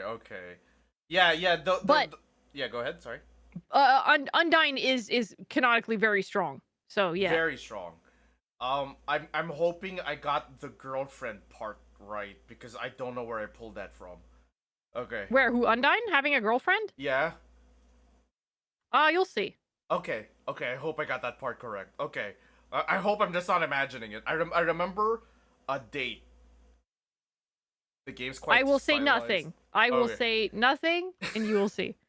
But she is trying to kill you, straight up, right? If I remember She right. is trying to kill you. Yeah. How do you fucking beat her again? I just know running a lot. Monster wanting you dead, even though you know for a fact that isn't true. In combat, Undyne can't be reasoned with, and unlike Toriel, she can't even be worn down. Cool. In fact, it just makes Undyne angrier if you don't validate what she already thinks. It's very easy for violently inclined players to write her off as someone who'll never see your side of the story, and in doing so, they ensure that they won't see hers either. Oh, the little The shit solution to kid! beating Undyne as a pacifist, as with any other monster, is to make an effort to understand who she is, what she wants, and importantly, what she believes. And it's only by realizing that Undyne wants to kill you because she thinks you're a threat that you can do something about that. You've got to run away until she passes out from exhaustion, and then prove her wrong, whether she likes it or not, Oh, that's so breaking cute. that cycle of violence. Then you can go to Undyne's house, and like with Papyrus, help them realize something important about herself through the medium. That's the outfit I keep seeing her in fan art. That Yeah. outfit. Yeah, the tank top and the jeans. And the 3 pixel boob that the artists make into very big pixel. Why did Yeah. they make all of the characters like so boob? Because they're horny. That's why I make. Dude, okay, I'm starting to understand things about the fan artists for this game now. Oh. Yeah. So yeah, okay. So you broke it down, but basically, everyone is so fucking convinced that you're so scary because there's history there that she legitimately tries to kill you no matter what. Because I think she's trying to protect the people around her, right? Yeah, essentially, yeah. And your entire journey through the game for pacifist is like trying to convince people. It's like, no, I'm not a threat. I'm just trying to be a friend, right? Mm-hmm. Okay. Sorry for pausing so much, by the way. Let me know if I'm pausing a little too much. No, you're good. Okay. Namely that humans are not actually a threat, and that friendship is the greatest competition of People all. like boobs. I'm not keeping Chat. it in, I'm cutting that, Jesus Christ. Even though she wanted to kill us, it's through understanding Undyne that we were able to beat her without fighting and outright rejecting her worldview, learning some valuable lessons about why the monsters feel the way they do in the process. However, Undertale also makes it clear that whilst we should keep an open mind and we should analyse everything to try and learn from everyone, it doesn't mean everyone is right. Take the Mad Dummy mini-boss for example. They're unique in the fact that they've got almost no redeeming features, offer no real opportunities to learn, and refuse to do so themselves. You can't even really beat them pacifistically. Naps the Blue has to step in and chase them off. The Yeah. enemy of Undertale... I remember that dummy! He's like so fucking pissed off because if I remember right, he's the dummy at the beginning of the game and he's fucking offended you tried to talk to him or something. I don't know if he's an actual dummy or if he's a possessed dummy. I have no clue, but he is very mad. Yeah, he is very mad and he's got like basically beef with you for no reason at all. Wait, what was Yeah. his ghost name? Wait. That's the Blook. Oh! Oh, Napster. Wait, right. Napster's the fucking music program from the 90s. Napster's the yes. I'm gonna fucking die. Okay, I'm still holding out because I especially remember you and him getting really high at his house and listening to music. I remember that. Please. I don't know if you guys actually smoke up or anything. I just know that you kind of get lost in the sauce when listening to music. Okay, so maybe not high, literally, but metaphysically. Yeah. Okay. Yes. Yeah. You have an out of body experience listening to music. Wait, you're right. No, you're playing a child. They can't have him smoke Yes. weed. No. No. You don't actually smoke anything. No. No. Oh, okay. Napster. Oh, that's why everyone was fucking laughing when I called him fucking Napster. Oh my god. Yes. Oh. Beat them pacifistically. Napster Blue has to step in and chase them off. I like this character. The enemy of Undertale, such as Yeah. it exists, isn't people who disagree with you and hold a different worldview like Undyne and at one time most of the monsters, because we have a lot to learn from people or stories we disagree with. No. The real enemy of Undertale is those who, for whatever reason, refuse to admit that there's any valid way of looking at things other than their own. People who isolate themselves away from any evidence to the contrary, and as a result, are unable to learn anything about the world, let alone about themselves. People like Flowey, for example, who's incapable of seeing beyond his kill or be killed shtick. This revelation also points to a solution to the monster's problems at large. We need to There's the this fucking revelation name! also God points damn to a it, I solution got it to the so monster's close! Fuck! Oh my god, I named him the first time, but I went with Asgard instead because I thought Asgore sounded too cool. Oh! Yeah, no, it's Asgore. Oh my god, not Ask. Okay, chat, listen. I nearly called him Asmongold too. Yeah, the Az right. I got the Az right because Asriel and then Asgore because they have similar. I remember that dummy though, and the only reason that dummy got taken out is because his friends ganged up on him or something. There was something about his friends blasting him essentially because he was such a massive piece of shit. The dummy, I mean. The dummy. Yeah. But I do remember some characters in the game you couldn't convince, so you had to get really creative with how you dealt with them without attacking them, right? Okay. Well, like for the dummy, like the guy said, it was Napster Blook that would step in because you could not convince him otherwise. Yeah, you just So it was had like to basically run away from You his just waited. bullets. Yeah. Yeah. Napster Block accidentally cried over him. Well, I don't know if accidentally. Yeah, he interrupts the fight, yeah. Oh, Napster Block. At large, we need to set them free and reopen a dialogue with humanity, because the two groups have a lot to learn from each other. Such as, just to pull an example from the top of my head here, the wonders of anime and video games. What? But we'll get to that. The end of Waterfall is near enough Temmie! the halfway point of the game. I love remember Temmie. Temmie! Undertale goes from setting up our knowledge of our relationship with stories to showing the consequences. In the Ruins, we were introduced to the idea that Undertale is a game about the way we play games and engage with stories. We're also taught to understand the importance of self-awareness and a critical eye when examining texts. Snowden follows up on this realization by explaining how stories can allow us to understand the world and ourselves better, and in doing so, prepare us for life's challenges. And Waterfall is all about understanding that we often react violently when introduced to ideas that challenge our own. But that's an impulse we have to fight, because the more we reject the outside world, the more isolated we become, and we lose out on precious opportunities to learn and become better people. That's something we'll find out all about in the next area. Wait, is that correct? Fun fact, you cannot die to Papyrus at all? I don't know, I feel like I remember dying or losing to Papyrus. I remember the Papyrus fight being fucking hard as shit because he introduces the blue mechanic where you have to stay still. Yeah. Yeah. Yeah. Oh, right, that's right. He doesn't kill you. He traps you at 1 HP, and then you're just stuck in a. Yeah, exactly. That's right. You don't actually die. Because he's not trying to kill you. He's trying to Yeah. capture you. Yeah, exactly. Oh, he's such a good boy. I love him. What the fuck? Oh, Papyrus is great. Papyrus He- is fantastic. Oh, I just realized why his name Papyrus, for fuck's sake. Same thing with Sans. Because Comic Sans and... Yep. I'm gonna have a love-hate relationship with this game. With Deltarune. You can also, like, if you look at the text when they're talking, it's also in that font. No, that's why. That's why I just realized I remember what his font looked like. Oh, for fuck's Yeah, sake. yeah. Toriel, Sans, Papyrus. The fucking developer had such a great time with these names, didn't he? Oh, yeah. Oh, totally. Absolutely. Isn't Temmie like the representation for like their main artist or something? I don't know if it's the main artist, but I know she worked on, helped work on it. Okay. Alright. She might be. Temmie Yeah. is the artist, yeah? Okay, I do follow Yeah, them there on you go, yeah. Instagram. Alright. Chapter 4 now, I think? Yeah. There we go. The what? I'll make no secret of it.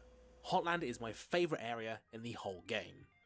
Every set piece is just bursting with personality, and the main two characters on display get almost constant screen time. And a good thing too. Because Hotland is really all about putting what we've learned into practice forgot about this as we robot. meet and then break down the characters Yeah. of Alphys and Metaton. The initial Hi, impression of Metaton. Alphys we get is that she's kind of a joke character. She's awkward, likes computers, plays video game. Hang on. Alphys is actually a pretty spot-on representation. She's a girlfriend! I remember! Because I saw so many from my friend. She would write so many fucking fan fictions about her So- and Undyne and their dates and about how they watch anime and shit. There's so many Here's the fucking thing. fan fictions. Sorry, go ahead. Here's the thing. Alphys definitely canonically has a crush on Undyne. Okay. I can't remember if it becomes canon at the end. I think it does, but throughout the entire game, they're not actually dating up until the end, at least, or it's implied. oh. But during the course of the game, you just know that Alphys has a crush on Undyne, and Undyne doesn't know. Okay, so my sense of reality has been warped about them dating super hard because my friend just fed Yeah. me so much fan fiction of them dating and having like geeking out over anime like Dragon Ball and shit. Yeah, because it was they weren't officially a thing in the game, but the crush was very, very real, and everyone shipped it. So My fucking friend ruined my fucking memory. This is why, by the way, in like crime and stuff, this is why memory's unreliable. It's exactly this. Little things can ruin your fucking memory. oh yeah, like when Undertale exploded, and it exploded. Mhm. Like there were people that never like played Undertale at all, but because they consumed so much media through osmosis about Undertale, they kind of just knew a bunch of stuff about it Yeah, without ever this- having played the game. Yeah, this So- was the height of Tumblr, if I remember right. Oh god, yeah. Yeah. Meg forgot an entire zone and character and skipped over it. Listen, it's all a blur from Snowden till the end of the game, chat. Like, I'm not joking. I remember a duck flying you at some point, and that's about it. Okay. I don't even remember this lava zone at all. Yeah, it's where Ah. Alphys is. One of the robot's questions was, who's Alphys's crush? Oh my god. The duck was in the previous area. I got the duck right! Yay! Yeah, the duck exists. The duck does exist. Do any of these characters... By the way, some people have told me this Undertale is not required reading. Some people have told me it is required reading for Deltarune. Which one is it? No, it is not required, but you are gonna get because like, so they're alternate universes. Deltarune is an alternate universe from Undertale.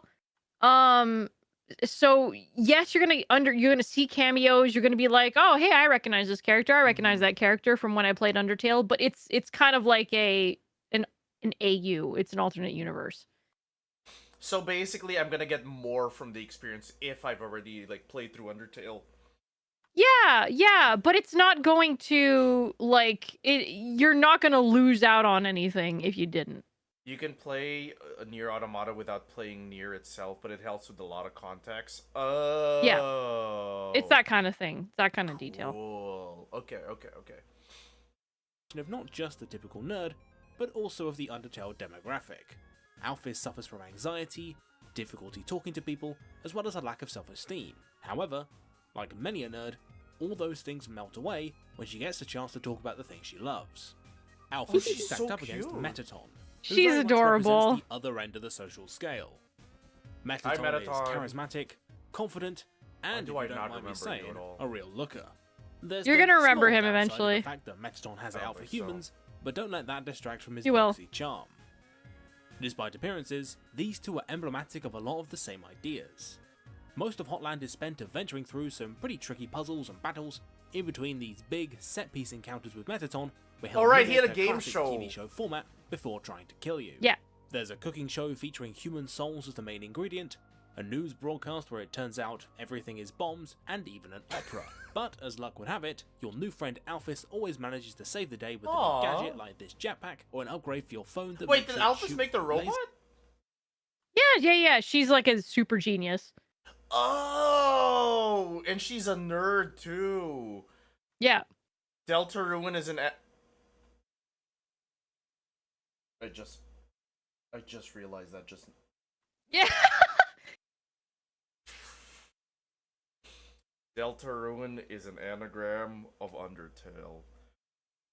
Right. Okay, she's the royal scientist. Neat. It's not very clear. Over time, Alphys opens up to us about her insecurities. She talks about how she lacks self-confidence, but after teaming up with us, she was able to face her fears, conquer her demons, and appreciate all the things that make her special. Aw. Does that sound familiar to anyone else? No. Oh, I'm sure it's nothing. Observing your progress endeared you to Alphys, and was what made her decide not to kill us, in the same way interacting with other monsters got them to see us in a more favourable light. Alphys' arc is kind of like a repeat of Papyrus's. A non-violent monster learns to accept who they are by hanging out with us. Right? Yeah. No. No? It's a little bit more complicated than that. When you arrive at the core, Metaton's lair, Alphys suddenly loses all composure as things go wrong, and she bails, seemingly undoing her growth. She It's only leaves after you to talk Metaton before die. his final battle that the reason is revealed. Alphys has been lying. She asked Metaton to pretend to be a villain so that she could insert herself into your story, artificially making herself the hero. Alphys' love of video games and anime is a good thing. It's a fundamental part of her personality and should be celebrated. But instead of using fiction to... Oh, that's so soul crushing. What the fuck? Yeah. She just wanted to be the main character. That's all.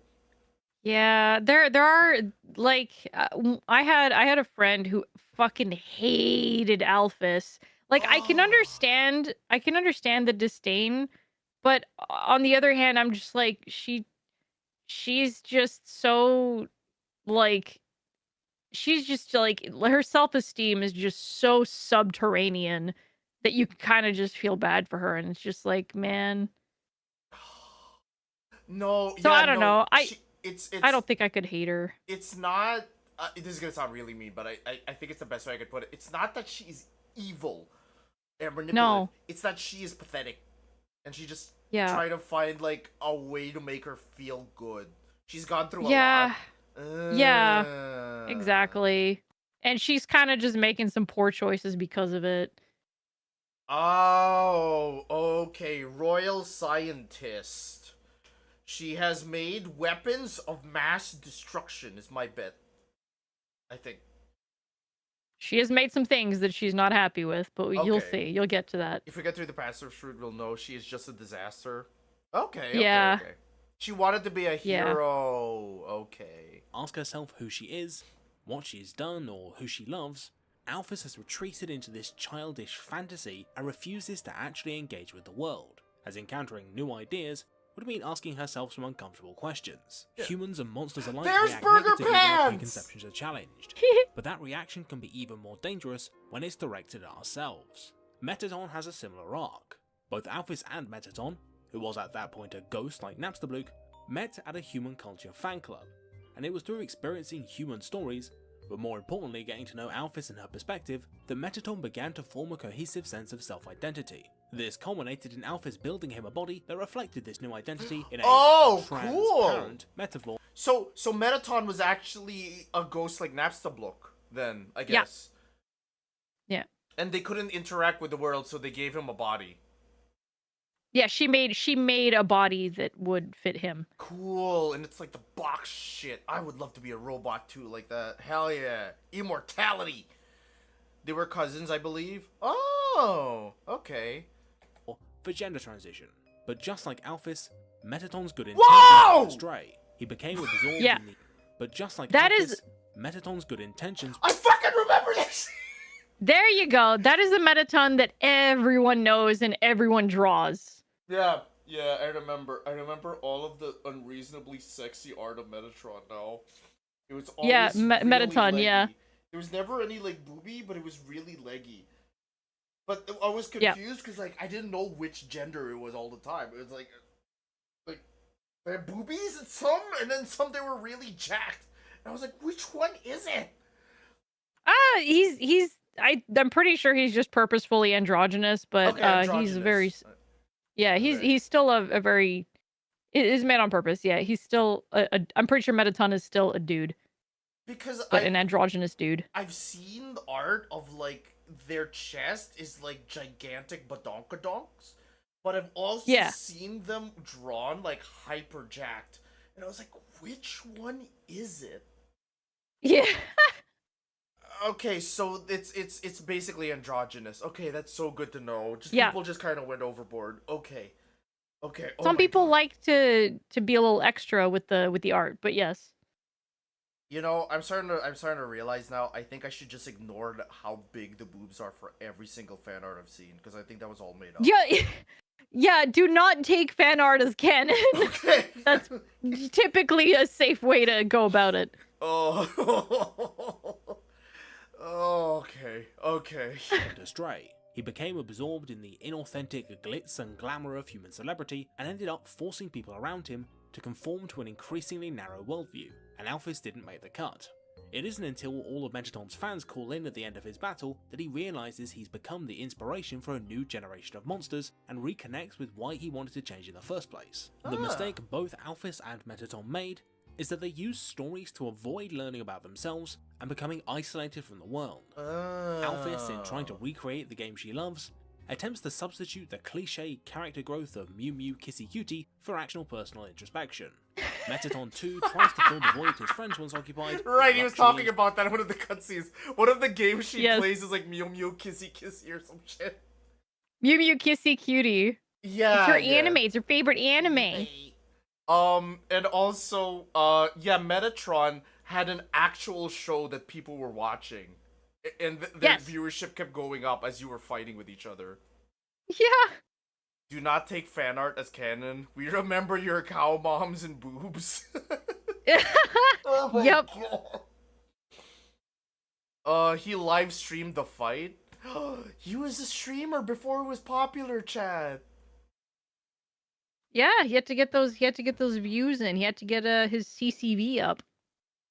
Alfina, haven't you been streaming for like the longest time? Like aren't you like ancient VTube? No offense, but you Well, were from okay, like the so- before times of VTubing.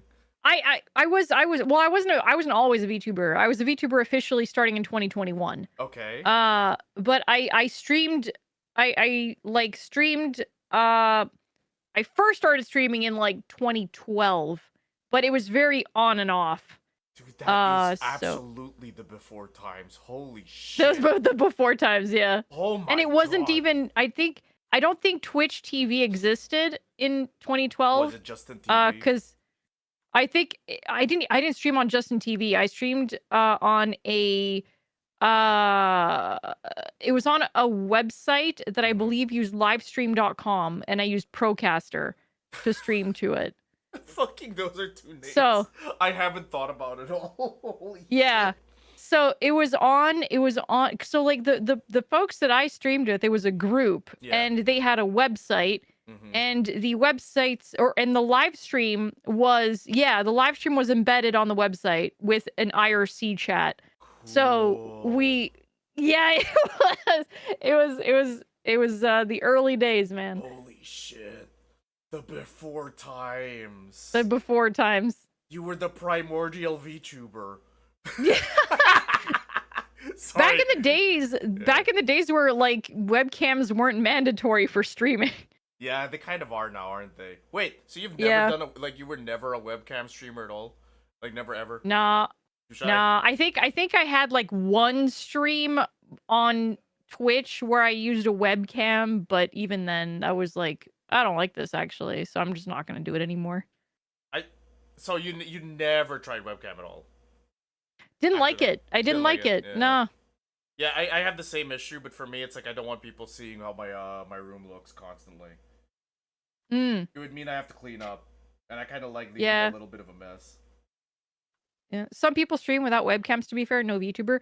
Yeah, like some people still have stuck to that recipe. But it's like nowadays people kind of expect to have some form of a visual representative of the streamer. Mm-hmm. So even if it's not like a webcam or a VTuber, some people kind of have like a little PNG on the bottom corner. Yeah. So yeah. We want Meg with no shirt on. No, you don't. No, you don't. No, you don't. I am in my mid-30s. There's nothing good going on down there anymore. What are you talking, man? Like people in their 30s can absolutely like look good. What are you talking about? I've been working out for like 5 years now, and I'm still not happy with how it looks like down here. Okay, but we are our own worst critic, okay? To be fair. Okay, to be fair. Okay. So- Okay. I don't know. I just see pictures of me in my mid-20s. Like, why can't I be sexy like that anymore? Man, like when you're younger, it's a lot easier to build up like that kind of physical stuff, but like Mhm. you just have to work harder at it. It's not that you can't, it's just that you got to put more work into it. I had such a sexy waistline. I had like a 28-inch waistline. It was so sexy. Where did it all go? You can get it back. It's just going to take some time. Yeah. I'm at like 30 now. It's like 2 more inches. All right. Anyway, back to the video. Showbiz glam, rejecting anything that reminds him of his roots. Rather than letting stories and media give them a chance to understand more of the world and themselves, these two hide from the uncomfortable truths God, they'd the rather not poses address. he strikes. Alphys hides from the Look past, at him. and Metaton from the person he used to be. For an alternate, much more constructive example, look at how Sans and Toriel shared a love of jokes, which, yes, are a kind of story. This mutual passion allowed for both of them to deal with their isolation in a constructive way. Are they on a date? Alfie? Yeah, I'm here. Are they on a date? The date is a bit. Okay, so it's fake. It's fake. Okay. Yeah. God, I thought there was like a fucking dating mechanic in the game that I was missing out on or something. No?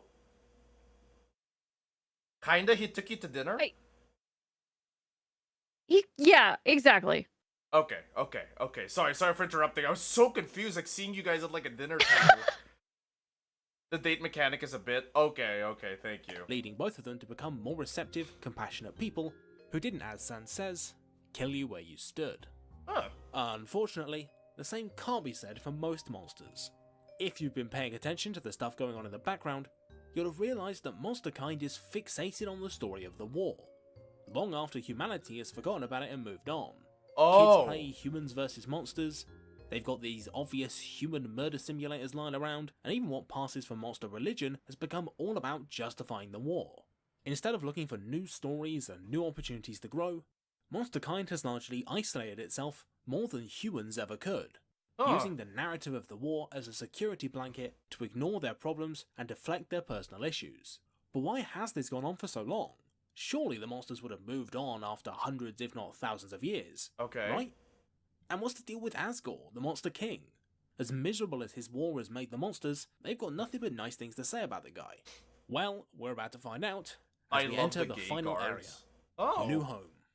But before we can do that, Alphys has one last lie to reveal. Okay. It takes more than the power of a human soul to cross the barrier trapping the monsters underground. You'll need a human soul, plus a little bit extra. I got the fucking human soul power correct! Oh my god! Oh my god! Yeah. The power Yeah. of human friendship was real! Oh! It is a thing, yes. Oh Not my not it's not God. quite it's Sorry, not go ahead. quite how you assumed it, but there's definitely like the soul power thing going on. Okay, I got that one right. I fucking oh! Wow, you were right. I actually did get the vibes right. Yeah. Where did you get the call? I think that was a game theory video, dude. I'm gonna be real with you. It might have been a game theory thing. Okay. A monster soul. In order to escape, you'll need to kill Asgore. And if you don't, he'll kill you. Well, shit. Oh. The long road through the monster capital starts completely silent, giving you some much needed time to decompress after the hectic Metastorm fight Cool. and the plot reveals that surrounded it. That is until you find a house that looks spookily similar to Toriel's, Huh. except it bears all the telltale signs of her absence. That's when the monsters start appearing, and instead of trying to fight you, they tell you their story. The only one they've got. Asgore's reasons for going to war with the surface aren't born from bruised pride, greed, or even plain old anger. He's grieving. The tough part of this story is that it paints Asgore as the most sympathetic character in the whole underground. He lost everything, and he's still trying to do the right thing for those he cares about. The kingdom fell into despair. The king and queen had lost 2 children in one night. The humans had once again But he's taken wrong. everything from. Oh my god! Humans killed their kids. The story goes places, man. Whoa! Wait, she's living away. Are they divorced? Yeah. Oh! Oh, no, I get it. I know why they're divorced. It's because Asgore wants to kill human kids. And Toriel. Where am I getting Asriel Toriel. from? Toriel. Where am I getting Asriel? I can't say anything right now. Asriel. Okay. They're divorced because of differing views, but to be fair, don't take out human kids, right? To be fair, don't take out children. No, you're right. Yeah. Okay, so their kids were killed by humans. I'm guessing this was after they were driven into the hole, right? I can't remember if it's before or after. I can't remember. Okay. Asgore has failed to come to terms with the death of his 2 children at the hands of humans and followed the same sort of path as Alphys and Metatom. In killing humans to save the underground, Asgore is trying to symbolically save Asriel and the human child. The problem is that all this will do is reinforce his trauma. In destroying human civilization, the monsters will remain isolated, many will die, and it still won't bring his kids back. We're left with an impossible choice.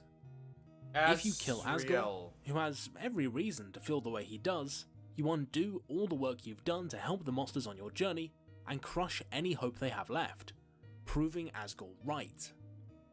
But if Asgore kills you, he'll create even more suffering, justifying all the worst beliefs of monster society about humans, and he'll never be truly able to come to terms with what happened.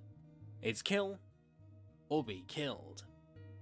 Things are made even more complex when you enter the Judgment The Hall, Sans boss fight and here. are judged for your sins by Sans of all people. Yeah. This is his real job, to judge anybody who makes it this far, and also to helpfully wrap up the themes of the game for those who missed them.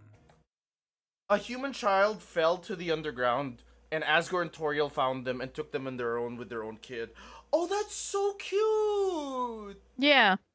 Oh my god, she's trying to do the same thing with us, but then we run away. Oh no! Oh, that makes my heart ache. Oh my god. Wait, Yeah, the story is a tearjerker. so that's why there were 2 human kids, because he said at the beginning, like, the story of the kid entering the cave, that was not you.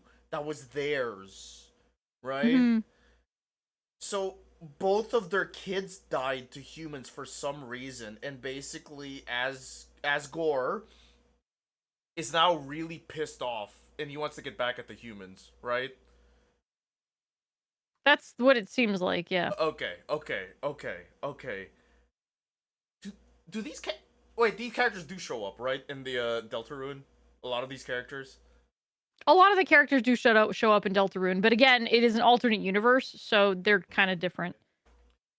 Their role is different. Okay, AU, but they will mirror their Undertale selves in a way, right? I mean, the personalities are still the same. Oh, cool. Okay.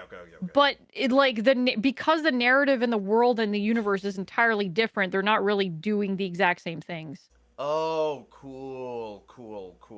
Okay, so parallel universe. Okay, got it. Basically, EXP and love are not the simple game mechanics you thought they were.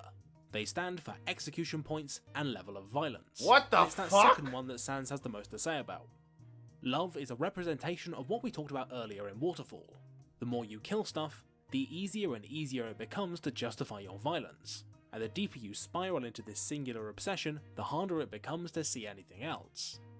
Conversely, as Sans says, by keeping your love at 1, it means that you're open and receptive to the stories the world has to offer, and are more willing to learn from what you see and become a better, more complete person. That doesn't mean you're passive or easily manipulated, it just means that you're accepting and you have an open mind. Oh, that's so However, clever. Asgore's mind is closed. He surrounds himself with the golden flowers that were such a large component of his children's death, and even keeps the souls of the children he murdered close at hand. Oh my god! Constantly remind him of Yeah. What the fuck? Yeah. Oh my god, how many kids did he kill? What the fuck? Didn't they need one? How many kids did he need to fucking break the seal? Well, do you remember what Alphys said? You need one human soul and then one monster soul. But he didn't want to kill any monsters. So he's making up for it with human souls. No shit. That's what I got from they're it, yeah. divorced. Oh my god, he's a monster. Asgore's a monster. What the fuck? Why do I remember him being super nice? You'll see. Okay. Holy shit, that's a lot of fucking, like, deaths. Oh my god! After the human child and their kid died, Asgore went on and killed kids that fell down to gather souls. So they've been at this for a while. Yeah. And, oh my god, I get it now. Holy shit, I actually get it. Toriel's literally just trying to stop the kids before they can even get... That's why she hangs out there. Yeah. Because she knows that's where everybody falls all the time. Exactly. Oh, fuck. It's where she didn't want you to go. Because she knew what was gonna happen. Mm-hmm. And, also, a little clever thing, the whole time I wonder is, like, why don't they call it level and just LV? And that's so clever. Yeah, it's level of violence. They need 7 human souls to break the seal, but only 1 human soul and monster soul so you can pass through the barrier. Cool. But also, oh my god, Asgore's a monster. mission. A little Asgore is fucked up, kind to yeah. you. Yeah. He even gives you the time you need to get your affairs in order, but all that belies an inner stubbornness. As far as Asgore is concerned, either your death or his is inevitable, and there's nothing that can change that. And so, with no other options, you eventually agree to fight. Oh, I remember his music being a banger. Oh my god. Oh, it gives me chills every time, dude. Yeah. The music. Why do I remember fighting Flowey for the final bit? The battle with Asgore feels almost wrong. Unlike with Toriel, there's actually no pacifist solution. Oh. Reflected by Asgore literally Whoa! destroying the mercy button when he starts fighting you. Even clicking the fight button, maybe for the first time, feels like a betrayal of your values. Your remorse over being forced to fight Asgore is juxtaposed with the pumping boss music and deadly attacks to create this brilliant feeling of unease, like this shouldn't be Cool. happening. But despite that, there's a hope that eventually there'll be a way to talk him down. Oh Evidenced fuck! I by just the fact noticed that his something attacks really will reduce you cute. to one- What? His attacks are the same as Toriel's. Yeah, Oh, yeah. that's They have so the same. cute. Yeah. So this is what you were talking about. Like you eventually need to kill someone, and it's him at the end of the neutral route. There's the theory that what? No. You basically. Sorry. I was half reading chat. Sorry. So this is what you were talking about a while ago. You basically said that like you need to kill one monster during the neutral route, and it's him that you need Oh, to kill. yeah. Yeah, exactly. Because you don't really have a choice during the Asgore fight. Because he removes that choice for you. Mhm. Oh. There's a theory about this. I believe he destroyed the mercy button because Asgore knew his name would be yellow. But it's just Yeah, a yeah, theory, a game theory. Sorry. I mean, it doesn't sound so far fetched for a theory. That's so neat though, that like he literally does not give you the option to back down. You have to kill him because I get it, because no matter what, he wants the monsters to get out of the cave, no matter what. Mm-hmm. Okay. 1 HP before killing you, showing that somewhere, deep down, Asgore has some mercy left in him. After a hard-won battle, Asgore will, eventually, collapse, and basically asks you to kill him. It's at his lowest moment that Asgore confronts the reality of what he's done and why. He's murdered 6 children because he can't accept the deaths of 2. He's turned monster society into a war machine that attacks outsiders on the spot, just like the humans did to Azrael all those years ago. Stories don't always have happy endings, and in many ways, it's the ones that make us feel sad, she's talking about the angry divorce. or uncomfortable that we have the most to learn from. Asgore's story is a lesson in how even the most well-intentioned people can do the wrong thing just because they weren't willing to look inwards and maybe change. Remember that one for a little bit later. Okay. Eventually, Asgore offers you the chance to kill or spare him, but regardless of what you pick, Flowey turns up, kills Asgore, becomes God, and then crashes the game. What the fuck? Yeah. Well, That's why I remember Flowey at the fucking end, because he turns into a big monster thing that you have to fucking beat up. Yeah. Oh. What the fuck is Flowey? Well, you'll find out. We'll find out. But okay, I was not wrong with my recollection of Flowey being at the end then. I thought I was completely wrong. You remember that correctly. Okay. Because I remember how freaky looking his fight was, and they used like Photoshop parts and shit to like make it look super scary. Flowey's fight is so insane, dude. It is actually kind of scary, but it's great. It is so good. Yeah. If I remember right, he was visually horrifying, meanwhile Sans was mechanically horrifying. Yeah. Yeah, okay. I mean, Flowey's fight is also nothing to scoff at. It's pretty tough. Oh wait, no, I'm reading it from chat. Yeah, I think he absorbs like the 6 souls and basically becomes super powerful. Right. Okay, okay. Booted up again, I guess. Oh dear. What? Yeah.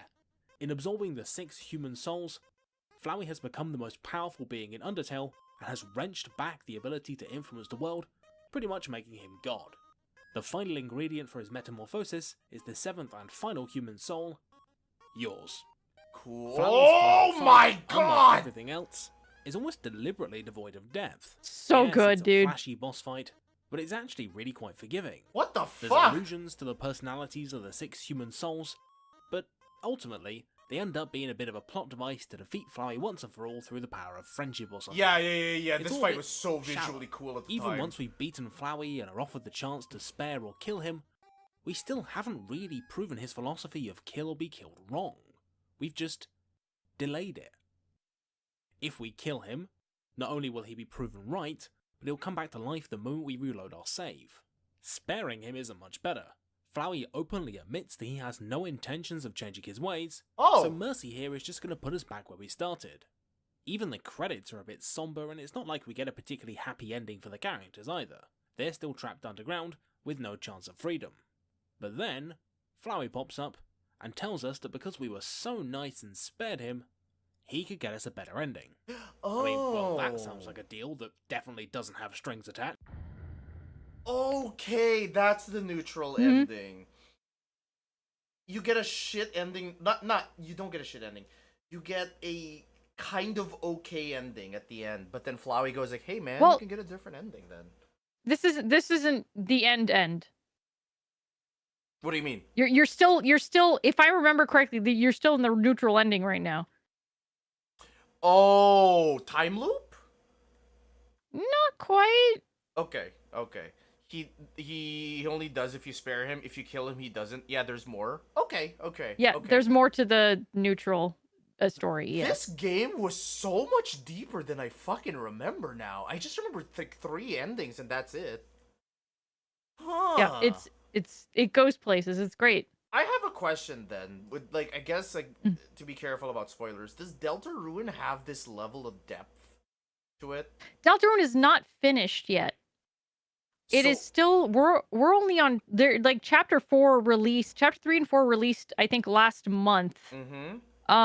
And I think it is still being worked on. So we're not done yet. So it doesn't have Yeah, all still of has these, 3 chapters left. Yeah. It doesn't have all of these weird ending shenanigans yet, essentially. Not yet. Not yet. Is there even like a pacifist genocide route with the game at all? I would assume so. Well, I mean, yeah, it's the mechanics are a bit different, Mm-hmm. but you can still spare and kill. Okay. Interesting. Wow, this is making me fucking excited for Deltarune. Oh my god. Oh, by the way, yeah, that was the idea. I'm gonna throw it out now. At some point in the future, Alfie, Hmm. after I finish all 4 chapters of Deltarune, and after you finish it too, I'll basically like get in a call with you and like podcast our thoughts and shit. All right. Hell yeah. Okay. Yay. 7 chapters? For quite a lot Oh. of people, Undertale actually ends after the fight with Flowey. Because, let's be honest, it's quite a lot of work to go through the game twice just because you killed Toriel. Yes. And I actually think that's okay. Because even if you don't realise it, I think you would have already done what Undertale was trying to get you to do. Trust me. For the rest of you, the true pacifist route as it's called adds a bunch of extra content that activates only after you reload your save post Flowey fight, and have done some special things like not killing anyone, as well as going on a date with Papyrus and Undyne. Speaking of which, the first thing on the menu is for you to deliver a Date? letter from Undyne to Alphys, which admittedly is a bit of a step down from fighting an insane god, but it's worth it, I promise. So, we go all the way back to Hotland and Okay. deliver the letter. It turns out that the letter was a romantic confession, and in only the best rom-com traditions, there's been a bit of a mix-up. What follows is a very awkward date with What the Alphys fuck? that ends in us role-playing a conversation with her and the person she actually likes, Undyne. Wait, This is a bit of a metaphor for what we've been doing this whole time. Using a How many game dates to do you learn go something about on? ourselves. Well, this Eventually, is like Undyne you gets added kind of helping her with a date that she wants to go on. oh, okay, so this is a fake date, but you go on a Yeah, it's a real fake date. date with Undyne and Papyrus and Sans. Hmm. Oh, how many Chad? How many other characters can you date in the game? Undyne I think did these ones not- are the only ones. Okay. I okay. think. Okay, so she has a gigantic fucking crush on Undyne. Yeah. Okay, alright. to the Just mix in those a 4? brilliant Okay. scene, and the two have a bit of a heart-to-heart. Everything seems like it's worked out Oh, well. they're hugging. Oh But no, has it she's really? suplexed. You can bombard Alphys with all the affirmations in the world and say you love her for who she is as much as you like, but that's still not the same as actually taking the time to look inwards and ask yourself some big questions, and Alphys has finally figured that out. After being directed to her lab, Alphys tells us Yeah. via the medium of what looks disturbingly like a suicide note that she's gone to face the lies she created far too long ago, Okay. and that it's something she has to do alone. What did she do? She also says that if we want to learn the truth, we can go down and see for ourselves. Regardless of if you want to save Alphys, learn her dark backstory, or both, the only way to proceed is to step into the elevator and descend into the darkness. What the fuck? Now, there is a lot to talk about in what's called the True Lab. What the Several fuck? really crucial lore questions get answered, and a lot more get introduced. But let's start off at the beginning, with the concept of determination. Determination, supposedly, is a quality that only humans have. I have heard memes, and I have heard Hmm? so much of this determination shit. So Yeah. much of it. Something like it's like every time you wait, no, I remember it too. Every time you saved, there was something about keeping your determination. Yeah, it fills you with determination. Yeah. So that's not just a throwaway line. That's like a thing that's No. actually in game. Yeah. Okay. Because I remember at the time it making me feel amazing every time I read "It fills you with determination," and it made me feel like really good back then when I was like super depressed playing through this game. Yeah. All the saves related There are a to lot of powerful determination. feelings. There are a lot of powerful feelings that go into this, yeah. Yeah, I remembered at the time when I played like Undertale, it was like I kind of was in a low point in my life. I was super depressed and like basically struggling through college, and I couldn't find job or Yeah. like work too. So this game kind of kept me chugging, if I remember Mhm. right. Yeah. I feel like a lot of people had that same kind of feeling. I remember a lot of friends like crying playing this game because they were at such a low point and it like helped them through it and stuff. Did you go through the same thing? Um they're like not quite it didn't make me cry. I loved the game, don't get me wrong. It was Yeah. very very good. Loved it, adored it. I just like my emotions are attached to different things. Uh-huh. So, I don't like it takes very specific things to make me tear up. Yeah. And Undertale was not the kind of thing that would make me tear up. But you did appreciate it quite a bit for its like, Oh writing gosh, stuff. yeah. Absolutely. Yeah. I'm trying to remember. Yeah, so I remember like feeling emotion from the saves, but the first time I remember crying was I think I watched a playthrough and there was a specific interaction with like the character and like another character. I think it was Asgore or something. I was sick out of my fucking mind though, but it made me cry so bad. Oh, so I don't know man. what got me more emotional, my really high fever or the game itself. Oh, dude. No, I get you. I think the game that made me absolutely ugly cry like Uh-huh. on stream was Lisa. Lisa. Huh. Yeah. Why does that The sound game familiar? Lisa. Oh, it that one is a very hard game to play. Like it's very dark. It is a very dark game. But it is an amazing game. And if you're Lisa. able to Hmm. Lisa, I think it's Lisa the Painful. joyful that's what is it the Lisa the painful or Lisa the joyful that's the original game? It says here Lisa I think it's the just Painful is a 2014 post-apocalyptic role-playing video game. then I think it might be Lisa the painful then. Lisa the joyful is the one that comes after if I'm not mistaken. But the Lisa the painful game freaking incredible, but it has some very dark themes, some very dark Okay. subject matter to it. Uh-huh. But oh my god, it made me ugly cry on stream like you shit. wouldn't freaking believe, dude. Fantastic game. I only remember I've never played them, but I've really heard they're really rough. Yeah, they are very rough. I remember just seeing the character and that's it. The big bald guy. Yeah. Okay. Well, the Joyful looks like the DLC. Okay, so there's a trilogy. It's not DLC. Yeah, it's kind of a trilogy. Joyful isn't really a DLC. It is kind of a sequel.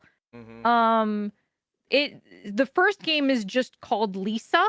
Mm-hmm. It's just Lisa. Mm-hmm. And Lisa is kind of like what comes before all of that. And Lisa the Painful is the one that everybody knows. Uh-huh. The one that is very, very well known. Uh-huh. And then there's Lisa the Joyful. Yeah. Okay. Yeah, I have seen. What's the how does the game play? Before I like actually think about even committing to it. It is a side scroller, platform, kind of a platformer, and it's an RPG. Wait, what? Wait, like combat RPG? Or Yeah, there's like combat stats? involved. Yeah. Oh, okay, so it's turn-based. It's a turn-based Yes. side platformer. Oh, okay. I think. Yeah. I think I can fuck with that. Okay. Sounds Yeah. good. Sounds good. It's just I'm just warning you because the content matter is very, very rough. It's not everybody's cup of tea. I've been playing through Expedition 33 and I ugly cried right on recording. Okay. So I've not played Expedition 33, so I don't know if I can compare it to that. But yeah. it will also make you ugly cry. Chat, no spoilers, by the way. I'll literally blast Okay. you on the spot. I think I'll experiment with Undertale first and Deltarune. Sorry, Deltarune. Yeah. and I'll see how that flies with how I show emotion on stream. Sure. Because my entire gimmick is being like casual little shit fuck that like everybody likes to make fun of, and I don't want to ruin that. Yeah. You'll see. You'll see. My friend put it. Sorry, not my friend. Another streamer put it best. They called it "I'm a fail villain" on stream. You're a fail villain. Yes. I love that. Yeah. You should play Deltarune. Yeah, highly recommend. B grade villain. B grade villain. There we go. There you go. Okay. Let's get back to the video though. Yeah. Wait, so this is like Spooky Dookie Laboratory, right? This is like this is where you find out the truth, essentially. Okay. I feel like the truth was the 6 coffins, but sure. Let's go, chat. That allows their souls to be much more powerful than those of monsters, sorry. with the concept of determination. Determination, supposedly, is a quality that only humans have, that allows their souls to be much more powerful than those of monsters, and this whole place was designed to extract it from the captive human souls and experiment with it. The result is, these What the things. fuck? Amalgamates. What? See, injecting determination into monsters actually causes them to melt and mutate into weird composite beings of everything they used to be. This is what's traumatizing Alphys. Yeah. Not just being directly She made fucking chimeras. Oh my god. She made aberrations.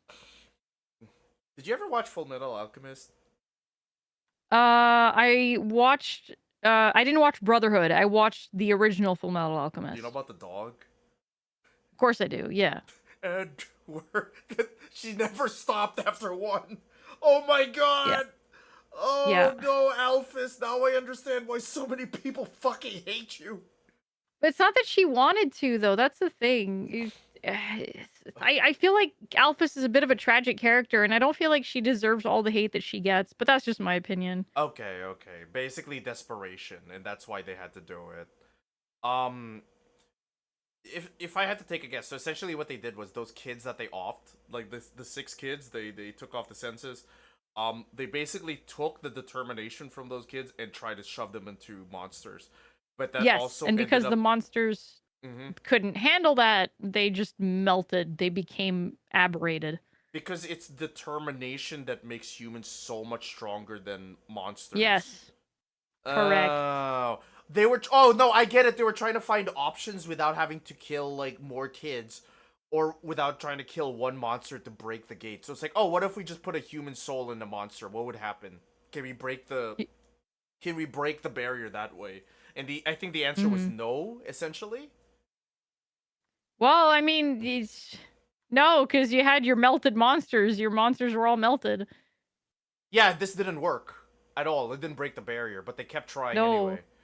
Oh. The monsters were in some sort of... The monsters were some that were dying. It's an experiment on living Oh, okay, It's not okay. an experiment. Yeah. So it was dying monsters that they shoved the determination into. Yeah, it's like they were gonna die anyway, so they were like, let's just test this out. But I feel Okay. like that's still like they could have died peacefully, but instead they died very painfully and melty, and their DNA was all fucked. I have no mouth, but I must scream. Sorta. Yeah, okay. responsible for creating the amalgamates in the first place, but the prospect of having to face their families and explaining what their dead loved ones have been turned into and who by. It's pretty easy to understand why she chose to hide from reality in the first place. The way to get past the amalgamates isn't to fight them, in fact you actually can't. Instead, you've got to help them remember who they were, and come to terms with their new identity. Oh my god. Snowdrake's mother, for Yeah. example, needs to be brought to her senses. Oh by my familiarising her God! with the love of jokes, allowing her to stabilize her form enough to let you pass. Also, if you kept hold of your stick from the start of the game, this dog amalgamate can be easily skipped. In the No! Not the dog! It's No! very sad, yeah. Oh my god! What is this, the parent, I guess? No, this is just a bunch of dogs put together. Ah! It's so upsetting, what the fuck? Oh, Alfie, they did things to the Yeah. dog. Yeah. Oh. This is the worst one, Snowdrake's mom. She can't really hurt you. She's just tragic. So they're not trying to take you out. They're just trying to interact with you, essentially. You just yeah, like the guy said, you just have to try to get them to remember who they were before this. So they're not like horrifying monsters trying to take you out. They're more No. just kind of dangerous because of how they are. Mm-hmm. She locked them down here? Oh my fucking god, that's why she's such a mess. Yeah, I mean, yeah. Holy shit. Wait, was fucking Metatron part of these experiments? Not these ones specifically. I think Metatron was a separate experiment. But yeah. No wonder fucking game theorists and shit went bananas on this game. There's so much like meta narratives down here. Okay. Mm. Oh. If you kept hold of your stick from the start of the game, this dog amalgamate can be easily skipped. In the True Lab, we also learned some more details about the first fallen human and Azrael. It turns out that the first child coerced Azrael into a plan that involved them committing suicide and Azrael absorbing their soul, presumably as a way to break through the barrier. And we know how that turned out. Also, that name you picked at the start was actually the first child's name. We also learned that Alphys was unwittingly responsible fuck was for the that? creation of the first child's name. We also Oh, I learned know that that kid. Alphys was First unwittingly child. responsible for Yeah. the creation of Flowey. Speaking of Alphys, eventually, after a close call with some hungry amalgamates, we meet up with her. And Alphys says she left the note not because she wanted to die, but because she was afraid the fear of coming clean would keep her down here forever. But thanks to the support of those around her, Alphys has had the chance to learn about herself and more importantly change for the better. She's become a woman who's able to face failure head on and stop deceiving herself, and she never would have done that had she not been exposed to the stories the world had to offer and used the knowledge they gave her to direct positive growth. Alphys' story finally gets the happy ending it deserves, and with that, we've done all the steps we need to do in order to claim the happy ending the reformed Flowey promised her. Okay, so lore review. Sorry. Alphys tried to solve Asgore tried to solve the problem by taking kids out and just I need 7 and that's it. All right? Yeah. Alphys tried to solve the problem by experimenting on dying monsters and the soul of the dead essentially. The determination, yeah. And the first kid, being the goodest boy but being kind of misguided, tried to solve the problem by saying, "Hey, if I just take myself out and then I put myself into my brother's soul, then we can solve this entirely and just get everybody out." Is that it? I will not say anything because there's still more to this Okay. to find out. Oh, Metatron was just a favor she did after she met him. Okay, that's cute. The child did end himself. Jesus Christ, this game is getting fucking dark. Oh my god. Yeah. Yeah, but there's still more. There's still more to find out. I thought this was. I thought I remember that just this game being just silly friendship game where you make friends No. with, like, No. oh, is Deltarune the same way? I don't know. You don't know yet. Okay. No. Okay. Us.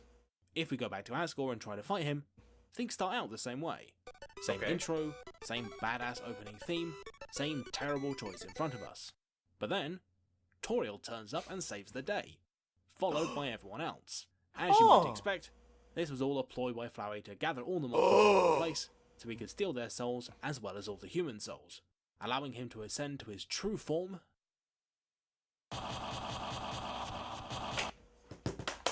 It's their kid. It's their kid. It's their kid. It's their kid. Yep. It's their kid. Sunny. That's why I remember the flower being her fucking kid. Yep. Oh, why was he a flower? Keep watching. But he's a kid. Azrael. That's why Azrael. Azrael? Azagore? Toriel. Toriel. Yeah. Oh, his name is They just both put their names together, yeah. That's a stupid way to name their kid.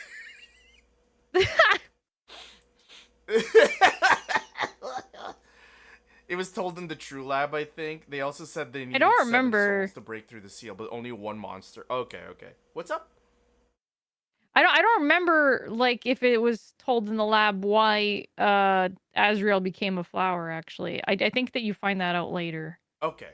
Also, that logo on his chest is the game's logo. It is Azrael Dreamer is not an anagram to serial killer. It's an anagram to serial murderer. But I don't think that that was intentional. Okay, that was just Because an accident. Okay, okay. it was an accident. Because like Asgore and Toriel make the name of Azrael. I don't think it was intentionally supposed to be serial murderer. I do like the name Dreamer though. It's kind of cute actually. Dreamer's cute, yeah.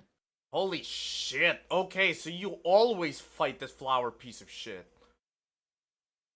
And he was the kid. He was their biological kid. He was their kid. He was their child, yes. If I remember right, the big spooky monster kid that goes like the genocide route is their other kid, right? I don't know. I do not know. Okay, we're gonna find out today then. Hell yeah. Yes. Alright.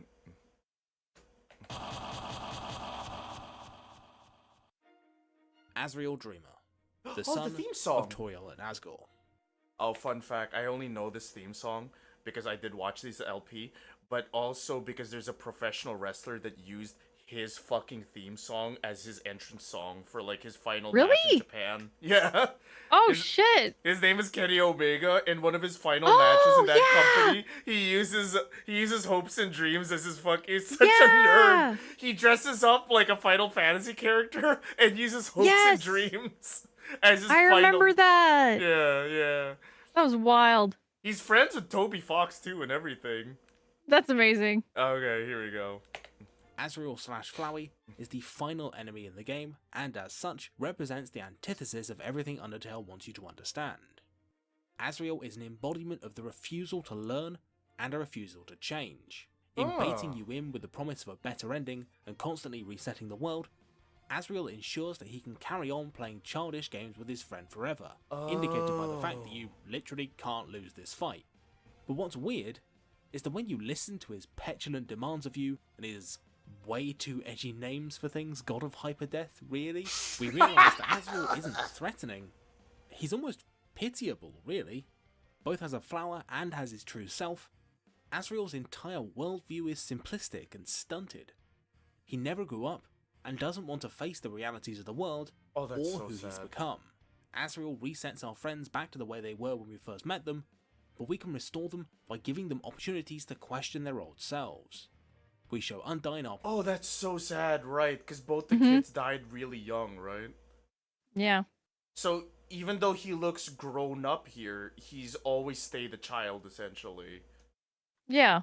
Oh, that's so sad. Oh my god. Oh, this game. I'm gonna have a rough time with Deltarune, dude. I don't know. Oh my Well, god. You'll Yeah? see. You'll see.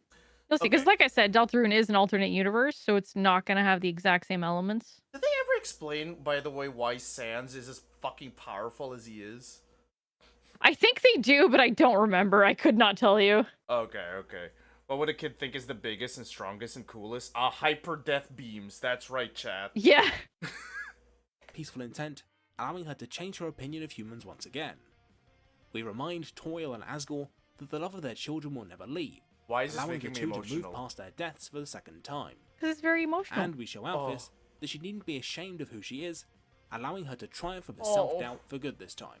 Oh. Flowey / Azrael, on the other hand, has spent so long literally running away from everything that could ever possibly challenge him, and seemingly spending every waking moment trying to convince himself that his obviously flawed ideology is right, that he's lost even those basic self-analysis abilities that we learned in the tutorial. The only way to end this endless battle is to teach Azrael, ideally with the help of magic rainbow powers, how to look inwards and grow as a person, just as Undertale taught us. By now, the pattern should be obvious. Stories, whatever their form, songs, books, jokes, games, the stories of people's lives even, can tell us so much about ourselves, but true personal growth has to come from within. Undertale excels at unearthing biases and opinions you didn't even know you had. For example, the question Undyne asks you about whether anime is real or not sneaks in some complex morality. I do know about this fucking line because my friend wrote about it in her fanfiction so much. Oh my gosh. So this is why her fanfictions had so much fucking Undyne and fucking anime shit. Yeah. Oh. Yeah. I thought I really thought that the game had a line about how Undyne liked Dragon Ball and shit. No, that all came from my friend's fucking like brain rot fan fiction. Oh my god. This is making me emotional though. That final boss fight where you have to like, despite all of the like horrible things that Flowey has done, you try to still be his friend. I'm gonna fucking cry from that. Oh dude. yeah, dude. Yeah. Is that a fucking dog in the back? Oh my god, it is. Yes, it is. Of course. Little shit dog. Alright. It's Toby. It's Toby. Anime's real, right? She did think they were real. She thought they were real? Yeah. Oh no, not that anime's real as a medium, but no, the stuff happening in the anime is real. Oh, Undyne absolutely believes the anime's real. Yes. So that's why she acts the way she does. Okay. Yeah. That's so cute. About Okay. the ethics of lying for the greater good and the subjective nature of belief whilst pretending to be a joke. With every question Undertale asks of you, you get a new opportunity to affirm your beliefs or change for the better. Okay. In meeting and making friends with all these monsters, they've also learned about themselves and have decided to change. Not just the named characters, but all the side monsters too. Where once they were all simply baddies defined by attack patterns, HP totals, and maybe a pun for a name if they were lucky, now Yeah. they're able to determine their own identities. See what I'm getting at? Determination is the ability to change or determine who you are. Oh, is to learn about yourself through, self-determination. you guessed it, stories. Without stories to direct our personal growth, we'd end up like these guys. Monsters have had determination this whole time. Undyne even knows she does. We just had to help them realize it. The message of Undertale, if you want to... That's the two kids, right? Yes. Okay, because I recognize that shirt from like the really evil one. Oh my They all have god. striped shirt. All the kids for some reason have a striped shirt means child. Child. Oh my god, that makes me so sad. They died really young. Oh fuck me. Yeah. Oh my god. Whoa. Sorry, power surge.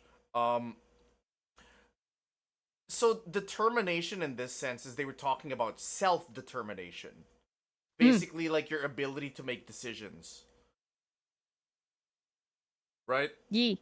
Yeah, but Okay. Undyne clearly stated like, that monsters did have their own determination. But they Yes. lost it at some point while they were inside this hole. Okay. Okay. To call it that isn't really a Your message. ability to overcome It's obstacles. more of an imperative. Undertale doesn't demand you learn a specific thing or come to a particular conclusion. All that it wants is for you to learn something and become a better person for it. It doesn't matter whether it got you to think about the ethics of violence, about family, grief, whether you prefer butterscotch or cinnamon. All Undertale asks Cinnamon's is that you better. learn from it. Once he's finally been worn down and forced to confront himself, Asriel relents.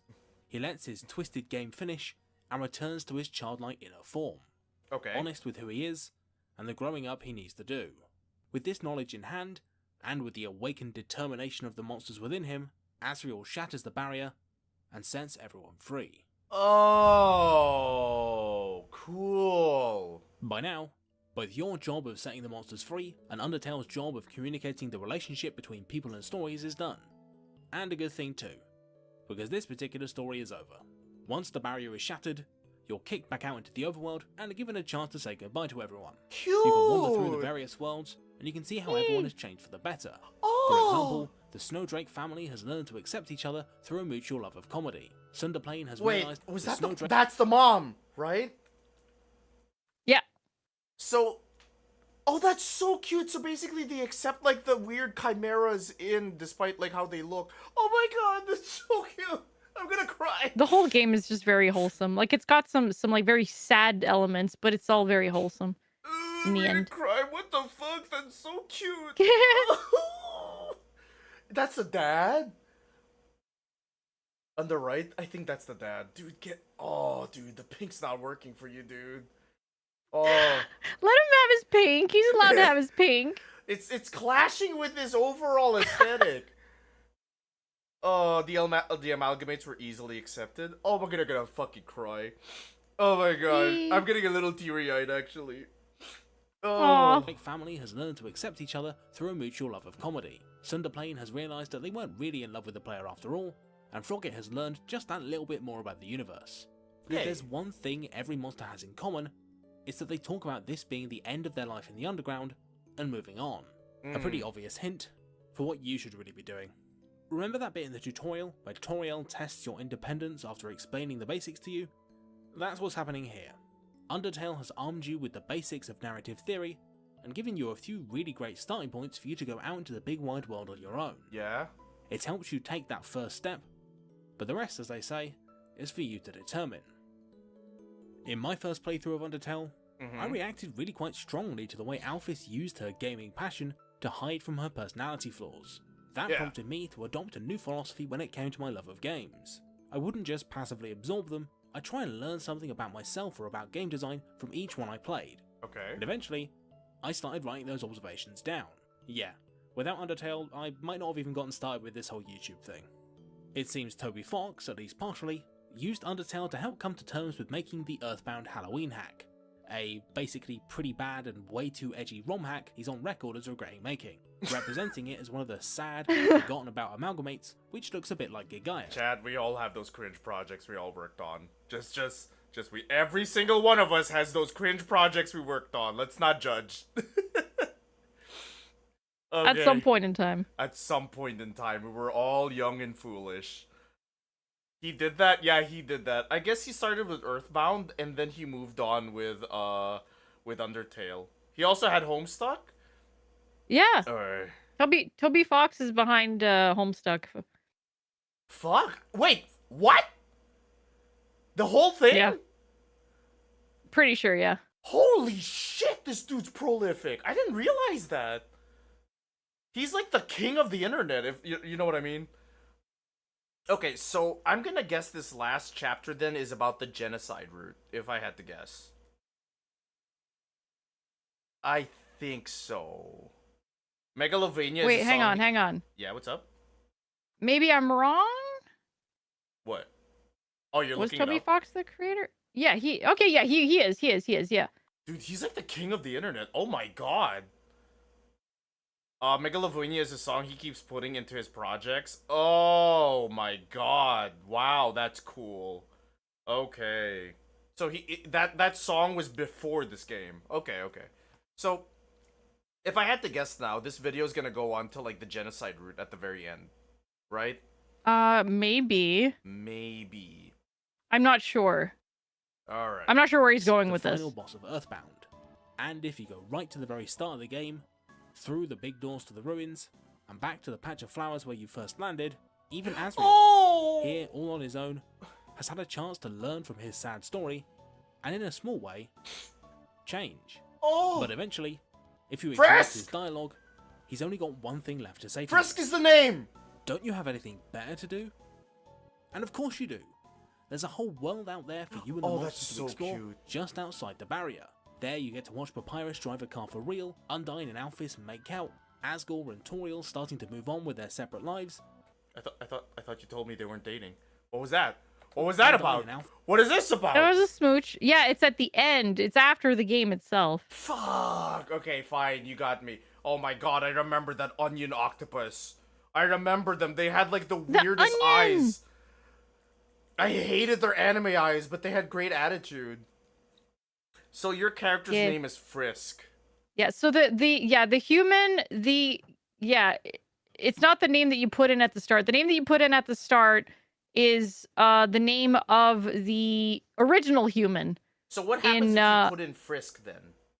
I think it unlocks like a nightmare mode or something. What the fuck? If you input Frisk as the human name, you get hard mode? Oh. Yeah, exactly. Because you knew who you were from the beginning.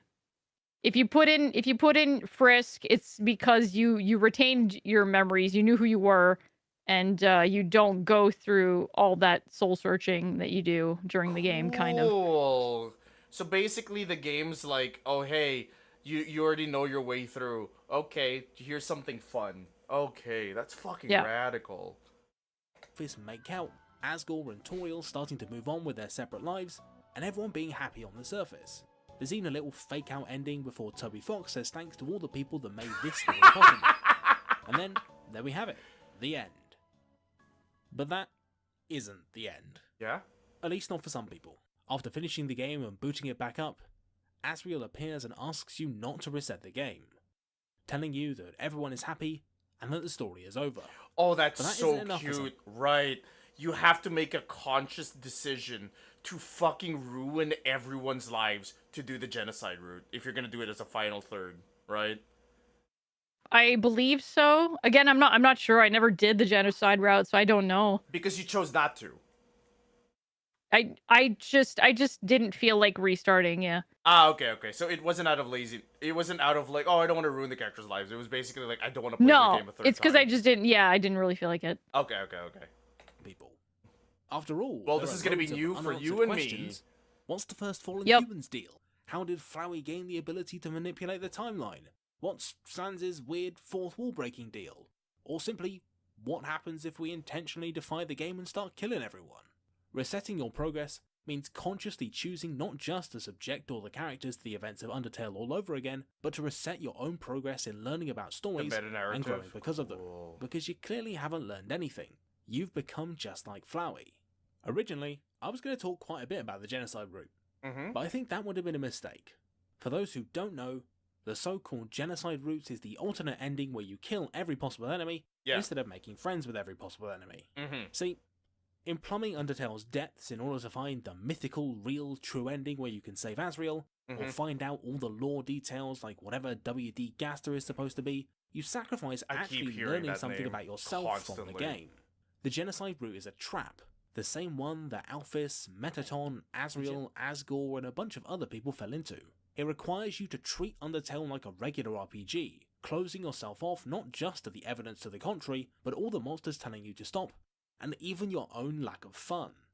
The combat in Undertale is really boring, and you have to do a lot of it in the genocide run to even start reaching new content. Yeah, I That new content is a remember revamp- watching this shit, and the genocide route is kind of fucking miserable. Because to actually kill all of the characters, you need to go out of your way to basically farm the game. You have to go out of your way Yeah. completely to actually genocide all of the monsters. And yeah, it's really tedious if I remember right. Yeah? I believe it, yeah. Yeah. Alright.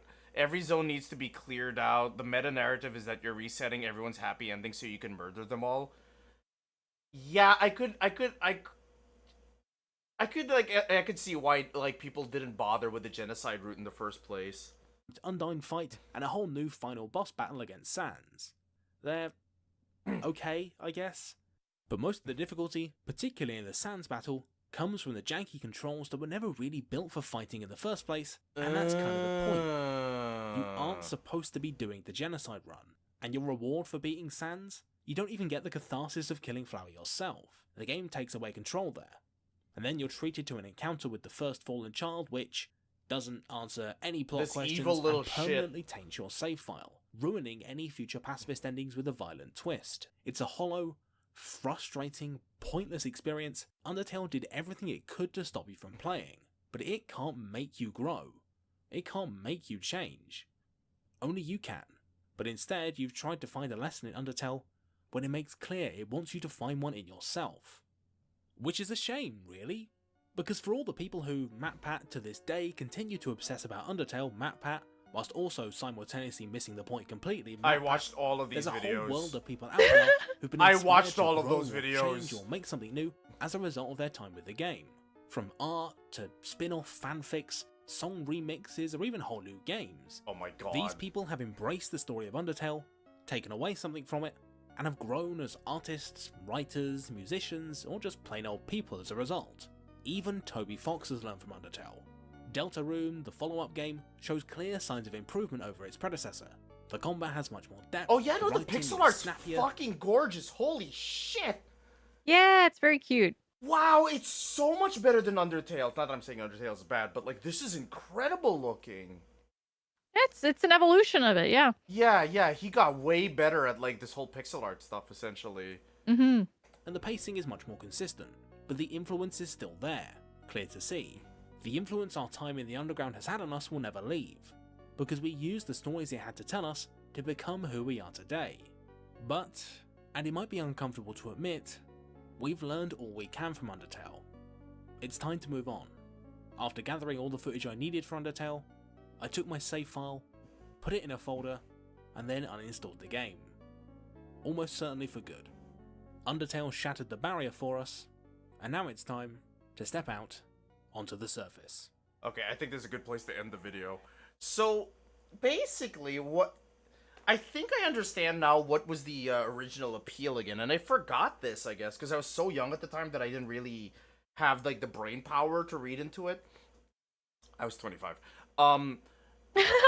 All of the meta-narratives and all of the lovable characters, like, it was basically the meta-narratives and the lovable characters that really stuck into people's minds during the time, because nothing else did it quite the way this game did back then. Yeah. What was the thing that you personally enjoyed in Undertale though? Because I'm trying to like jostle my memories back essentially. I just remember I liked the characters a lot. I didn't All remember the characters were lovable. I didn't remember anything about like the meta storylines. I feel like I vaguely remembered. Again, because it was like 10 years ago, I only vaguely remember some of it. I kind of remember the overarching story. But all the nitty-gritty details and stuff, like, that's just gone from my brain. like the fucking underground lab with the souls of the monsters deformed into like actual monster shit. You know what I mean? Yeah.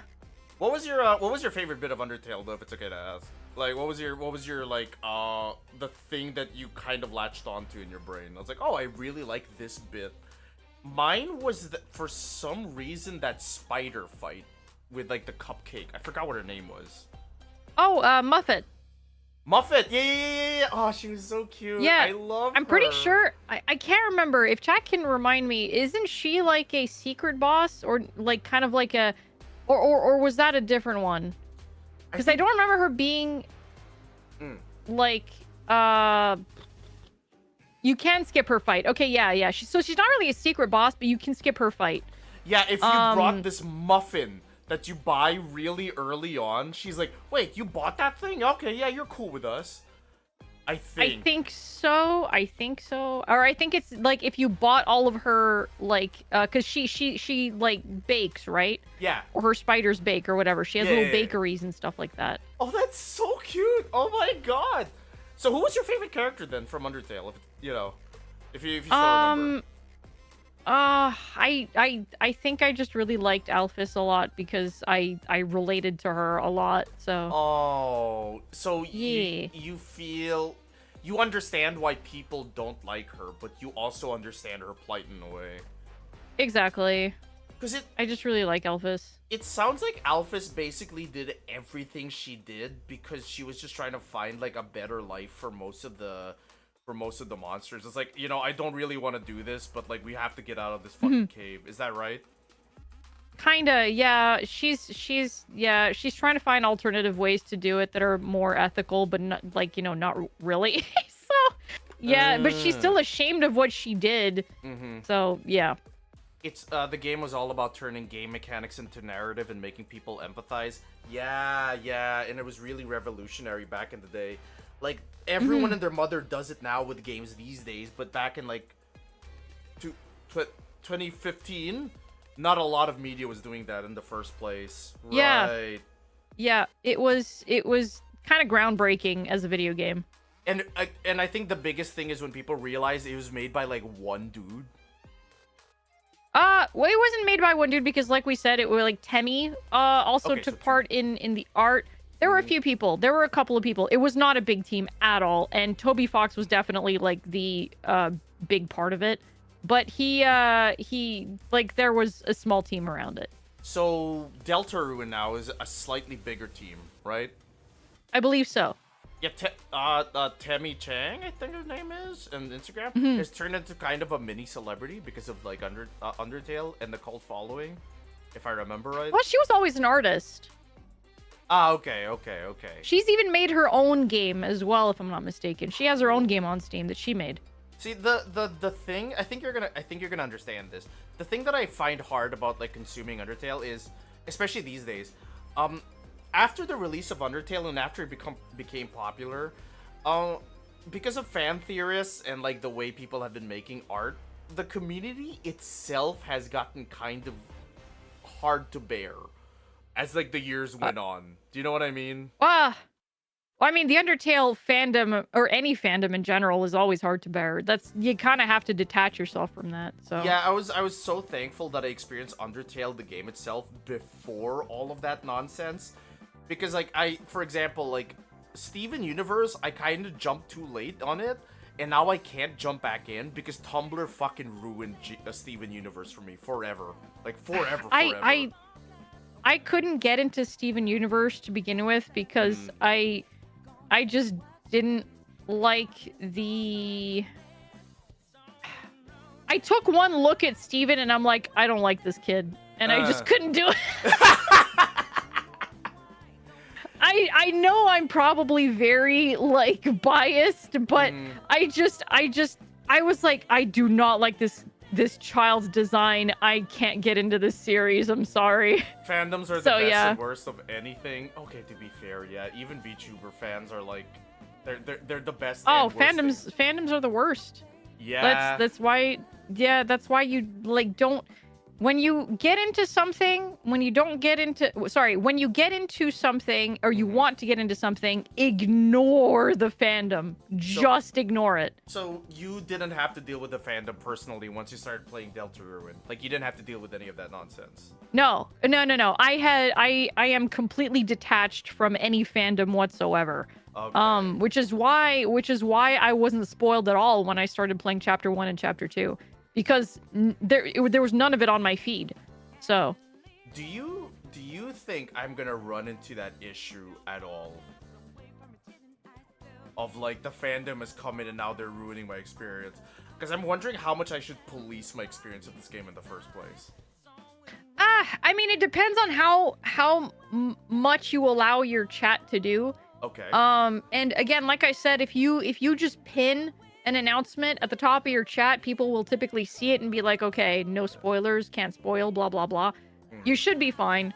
I have not been, spoiled. People have been pretty respectful about it. If you want, you can put, like a subtitle, like, that scrolls past your like, the bottom of your stream that says, please, no spoilers. No spoilers? Yeah. Yeah.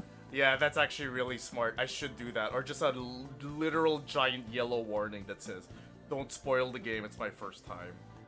Yeah, exactly. First time, no spoilers. Put it in your title. Option. Okay. Wait, how far along are you in Deltarune anyway? I think I'm around the end. I have maybe like an hour left into Chapter 2. Cool. And again, I've not been spoiled on anything, so... So, last two things I wanted to discuss before I let you go. Sorry, by the way, for holding you here for nearly 4 hours. No, it's all good. It's all good.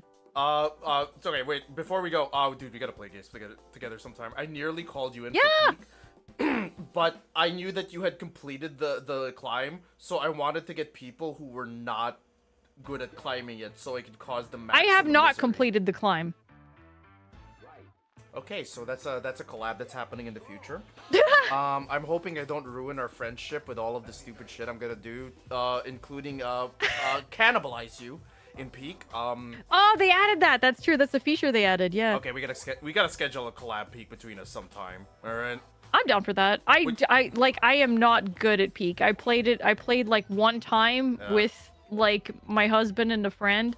And I was not good at it, and the only reason I got the achievement of like peaking, like going to the peak, is because I died and clipped through the world, and then it thought that I won. Hell yeah! Oh yeah, my friend, So, yeah.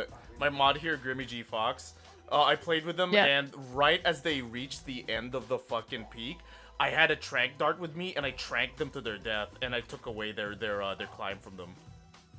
Yeah. Oh no. I will do evil things for fun in that game. So Oh well. I have a question though. Are you Yeah. super shy with new people? Because I could possibly call in some nicer people other than me. I think I'll be fine. I think I'll be Okay. fine. I'm trying to like get past my shyness. So I think it's gonna be okay. If you have a third or fourthy though, just let me know. But we gotta make this peak thing happen in the future. All right. Yeah. So my two questions are this. Number one is, how do you feel overall about like Undertale's plot now in retrospect? I think it holds up really fucking well, honestly. I thought it was gonna be way worse. It's pretty good. No, still.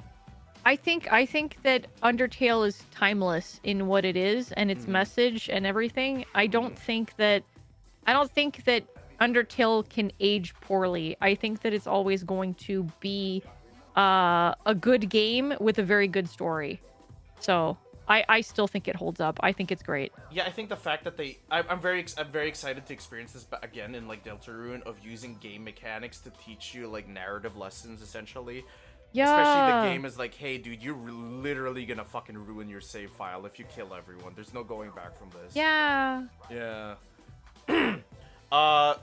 And do you have any tips and tricks for Deltarune? Like anything to keep in mind? Anything you would recommend? Does Deltarune require a save file from Undertale? Anything like that before I start the game? No, it doesn't require a save file from Undertale. Well, it's got the same sort of idea of you can kill the people or you can spare the people. So that's still a thing. There's always the option to spare people and be merciful. That mechanic never fucking leaves then, the game series. No. Would you recommend I kill fucking everyone first, or I spare them all first? Or do I do a mix? Please spare them all. I feel like you should try to go for at least, a good ending in your first playthrough. Wait, I shouldn't go for neutral where I half murderize and I half spare? It's entirely up to you. I just think that having a good ending to begin with probably leaves a better, impression than going for a bad ending. That's just my opinion though. But look at her, she's trying to murderize everyone. Look, she's got a big axe and everything. Susie is a very sweet character, and you will understand when you meet her. But she got a big axe and she want to murderize people. Best girl. She doesn't have to. Okay, and then there's this character who's I mixed up. I thought their name was Azriel. Turns out that was the previous character. Oh, there's them. They're a good boy, right? He's a very good boy. He's the best boy. He's super cute boy. I guess I don't know why I named him Azriel in my head. I guess because it sounded cool. Well, you'll figure out his name when you meet him. And then there's Frisk. Not quite Frisk. Would I get in trouble if I tried to name him Frisk in game? I don't know what's gonna happen if you name him Frisk in game. I have no freaking clue. What did you name yours? I just named mine Alfie. Okay, to be fair, no offense, your name fits the world. It's I don't know why. There's a vibe to it. Yeah. Like if I tried to shove in Meg, it doesn't kind of fit in, but Alfie's a really strong one. Can I just tell you the amount of times that people would ping me with Alphys and be like, "Hey, Alphys, it's you, it's Alfie." Oh, his name is Alphys. Okay. Like the character, like Alphys in Undertale, like she like they kept saying because my name is Alfina and people called me Alfie, they're like, "Oh, Alphys, Alfie, that's you." No, wait, no. Oh, fuck, already mixing up people's names. What's this little shit's name? This little hat. What's Hat's name? Hat name? Yeah, Hat. This character. Oh, well, I mean, you'll find out in the game, but... What? Is the name a spoiler? Oh, it's a little bit of a spoiler. Okay. Wait, are you Alphys? Are you? Am I Alphys? I'm trying to relate I feel now like my memories of that I character. I relate to Alphys. I liked Alphys a lot. Do you savagely simp for like a really muscular lady? No, I don't simp for women. I'm not very women inclined. Okay, you don't swing both ways. Okay. No. Okay. I can appreciate the female form, but I do not swing that way. I know where I swing immediately in this game, and I think I really like big axe and big violence, lady. My level of violence would be so high, chat, because I'm so scary. Am I right, Chad? Chat, tell my friend Alfina how big and scary I am. Right, Chad? Chat, back me up. Chat, back me up. Don't throw me under the bus, please. I don't know. I think that no matter what chat says, I got my impression already pinned down. Yeah, it's so cool, right? Like, I'm the coolest guy in the universe and so good at gaming, right? Right? Please? Yep. Oh. Okay, anyway. Yep. Editor, I hope you have fun with our... Well, fuck, I forgot to do the intro. Fuck, I'll do it at the end. Okay, editor, we're now watching the story recap with my friend Alfina. Refer to their intro that they did like 4 hours ago. Shove that in after I talk about my friend here. Thing. And now we're watching the story recap of Undertale. Please enjoy this art. This is totally not 3 hours after the fact that we watched it all. You are a mess, dude. I'm such a fucking mess. Oh my god, I'm so sorry. Sometimes I feel like I don't pay my editors enough to deal with me. Holy mother. You know what you could do? You know what? you could always like record intros and stuff off stream Why did I never think and of send that them the before? recordings. Why did I never think of that before? What? You know, there's a reason you're my content creator, senpai, and why I respect you so much. Editor, keep this bit in. Editor, no! Stop it! I will pay you more to keep this out. Don't listen to them. I just like trying to make things easier for editors if I can. Like one thing that my editor for my shorts has requested was to keep the audio separated. So I don't know how your audios are mixed or how your audio is split, but I have like my voice is on a separate audio from the music and it's on the separate audio from the game. Oh no, you're completely mixed in with the video. No, that's already a failure. Sorry. I literally stumbled in step 1. I'm so sorry. It's all good. No, it's all good. It's something that you learn as you do it. So. How long have you been doing the streaming stuff? Officially with the VTubing, like you know, on a regular basis is since 2021. So it's gonna be 4 years in October. I have been on and off for like 2 years now. Yeah, it's not easy to stick to doing regularly, but I mean, if it's something that you want to do full time, the grind is so important, and like sometimes it's really hard. It is super hard, especially if you're juggling a full-time job. But it depends on what you want to do. It's what you want to prioritize and whatnot, you know. Well, see, here's the thing, right? You have a real job, unlike me. I listen. I don't believe in the idea of real and fake job. If you are doing something full time and you are making money off of it, it is a job. I just like being mean to myself. I didn't actually mean that shit. Stop being mean to yourself. I can't help it. It's really funny to me. I have a question though. 2 questions. I've been kind of intimidated about this, but is it okay every now and again to go, hey Alfina, do you wanna play some games together on stream? Do you wanna do that? Yeah. Okay. The second thing is it okay every now and again if I just bug you to go, hey, Dragon, to be nicer? I will never be nice! I will be mean to you! You need to be nicer. Chad, not to you, Alfina, you're a friend. I'll be mean to you, Chad! And I'll be mean to me, too! No, do not be mean to you. No! Do not be mean to you. No, only toxic shit in this community. Forever. Wow.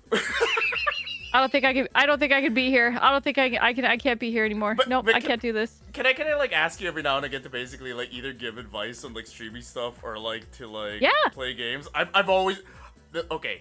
This is gonna sound weird. I've been kind of intimidated to do that. Well, man, I literally made a tweet about this. I was like, do you VTubers think I'm intimidating? I'm sorry, I don't want to be intimidating. But no, I'm not. No, like literally just freaking DM me and like be like, hey Alfie, I got a question about so and so, and I'm gonna answer you. Yeah, thank you. Dude, I got the same thing, by the way. Recently, they literally told me this to my face. It's like, oh yeah, before I saw your streams and interacted with you in call, I thought you were super intimidating because I thought you were like a big artist person. But then I talked to you and you're actually just a little shit. And I'm like, yeah.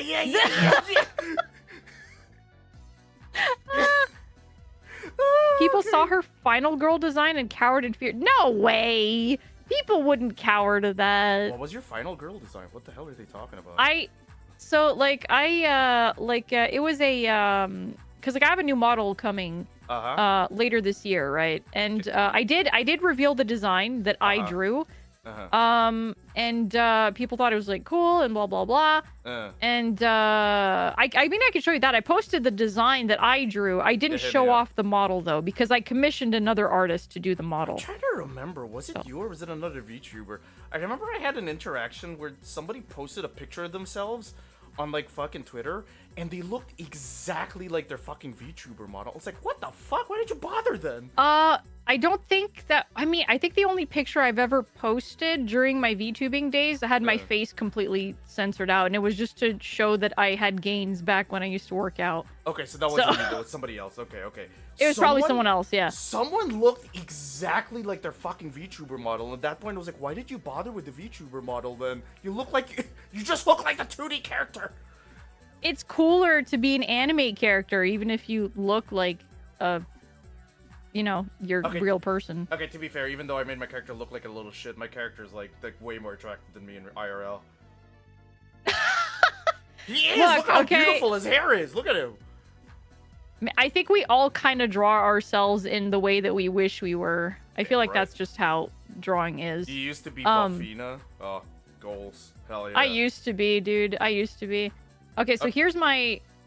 Yeah, I won't show it to stream, don't worry. Oh, you can show this one because these ones I posted. Okay, alright.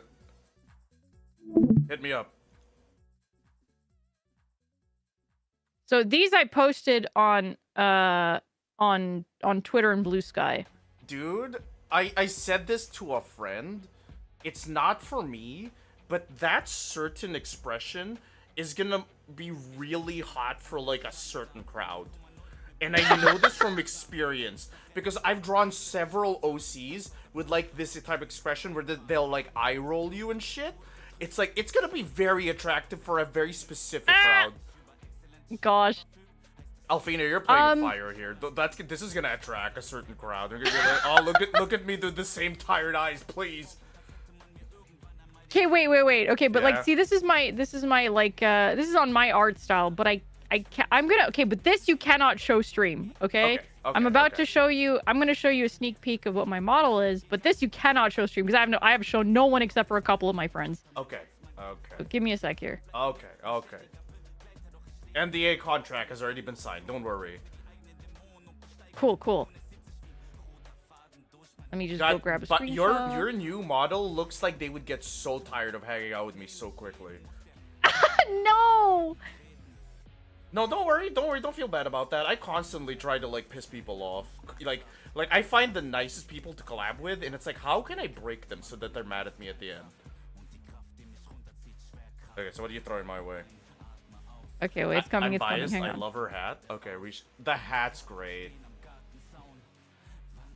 The hat's so good though, is the thing.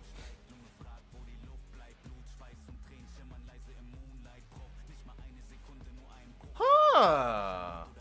That's such a good direction. Yeah. I mean this as the greatest compliment ever. It's like there's enough I'm gonna term these words as little ingredients in my mind, okay? Yeah. There's like enough sexy to be there, but most of like the ingredients that you have is like gremlin, tired, and cute. Yeah. There's also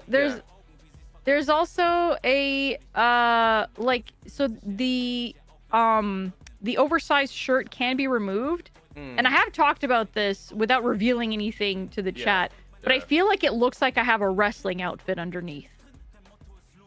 Okay, we can be best friends again. Okay, we can be best friends again. Okay, I love wrestling outfits. Yeah. Right? Doesn't it have that like wrestling outfit kind of look?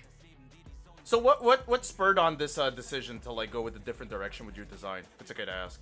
I wanted to go for a more, because I've like I myself in IRL is I'm kind of like I have an alt grungy kind of like style, Yeah. clothing wise, and I wanted to push more into that direction with my my character. Basically, I'm just leaning more into who I feel is me, Cool. basically. And I Okay. wanted to lean more into the horror elements and the whole idea of like final girl, because like in horror stories you got, I feel like the final girl is just really cool. Yeah. And I'm just like, I want to lean more into horror elements, into grunge alt style, and I want a spiky metal bat to beat the shit out of the villain of a horror movie. So Oh, I'm the first to die in those fucking movies for sure. I'm the fucking guy. I'm literally the first one to die. No, wait, no. No. I don't. Wait, no, I don't get late enough, right? No, I'm the second one to die. Okay, there we go. Remember, chat. God. If you stay like pure, you will not die in the horror movie. But also, is very true. The funny guy has to die all the time. yeah.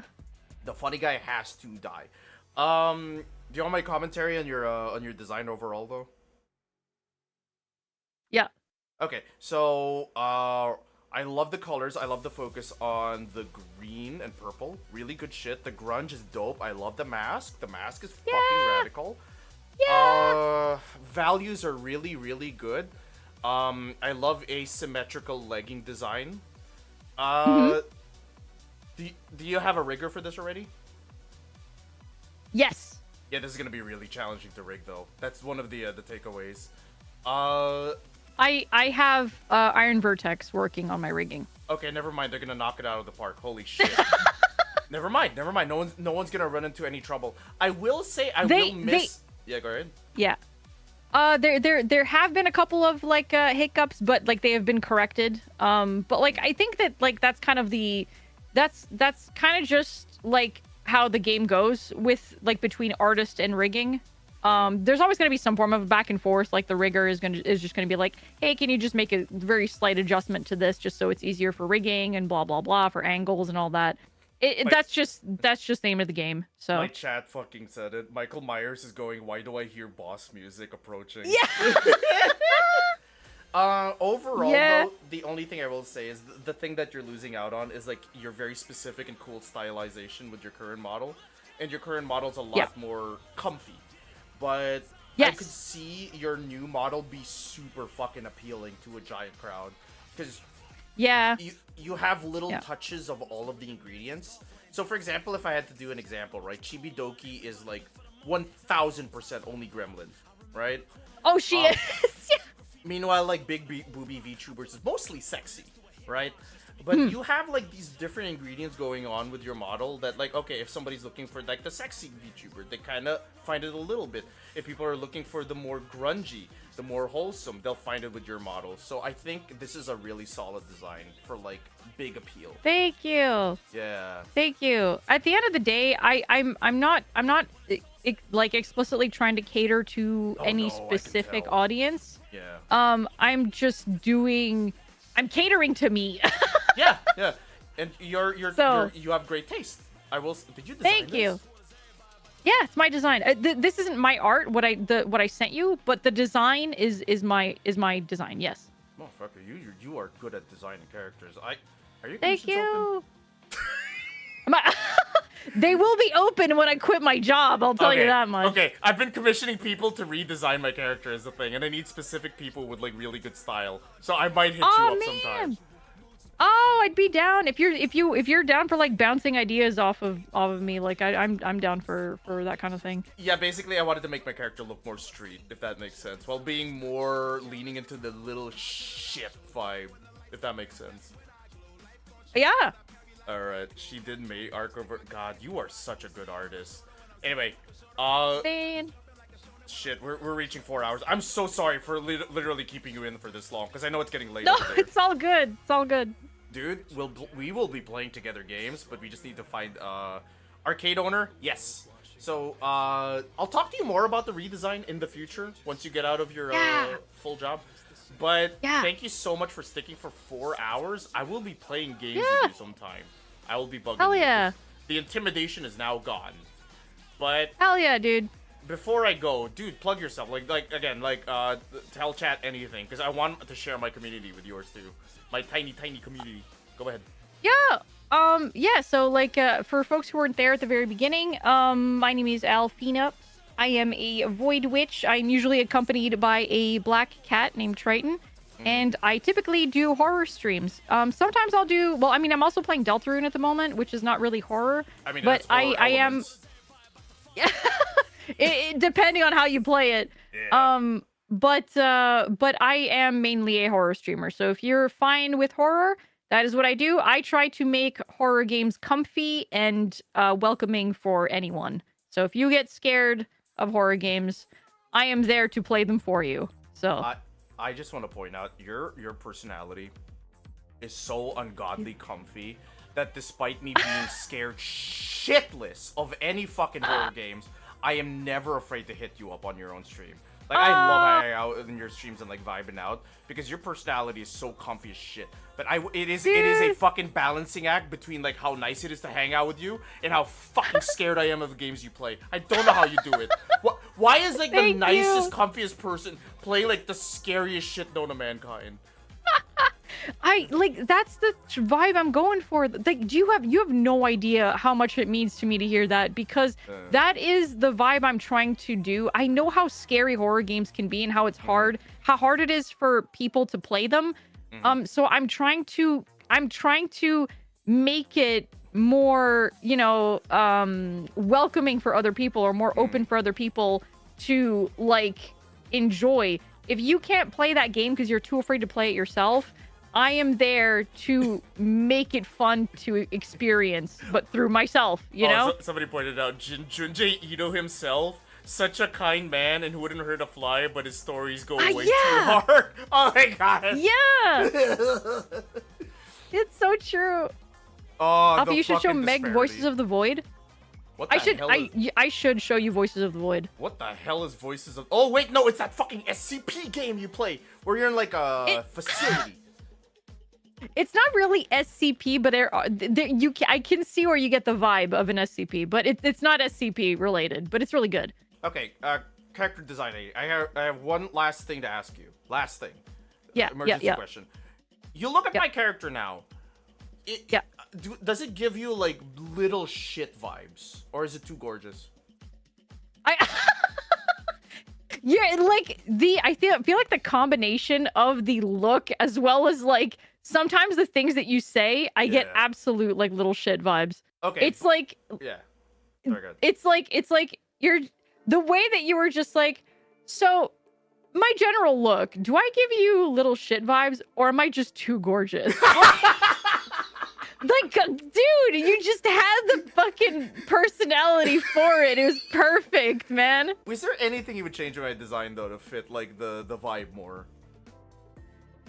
Anything to change? Well, can you give me... Do you have the legs? I want to see the whole thing. Can I pull this off? Can I fucking pull this off? Can I pull this off? Wait, okay. Okay, wait, okay. So here you go. I have a championship belt to show people how fucking cool I am. And then I have tights because I work on my legs. Yeah. Yeah. There's the full look. There we go. Okay. All right. Okay. Yeah. So, let me see here.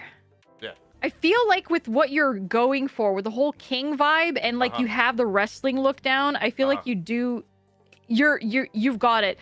I feel like, but I'm just saying this because, first of all, I'm not a professional character designer. I've never taken character design courses. Yeah. I'm just going off of like vibe and what I think looks pleasing to the eye. Yeah. If I were to alter anything, I feel like it's because you have the furry mantle on one shoulder. Yeah. And then you have a normal mantle on the other shoulder. Yeah. I feel like it'd be cool if you had so you have the pauldron on the shoulder there, with the normal mantle. Yeah. I feel like you don't need the fur. It's like one or the other, in my opinion. Okay, so commit to one. Yeah. Okay, got it. Yeah, exactly. Okay, But that's the only thing. That don't is worry. literally the only thing. Don't worry, this fucking piece of shit has been making it making my own fan art really annoying.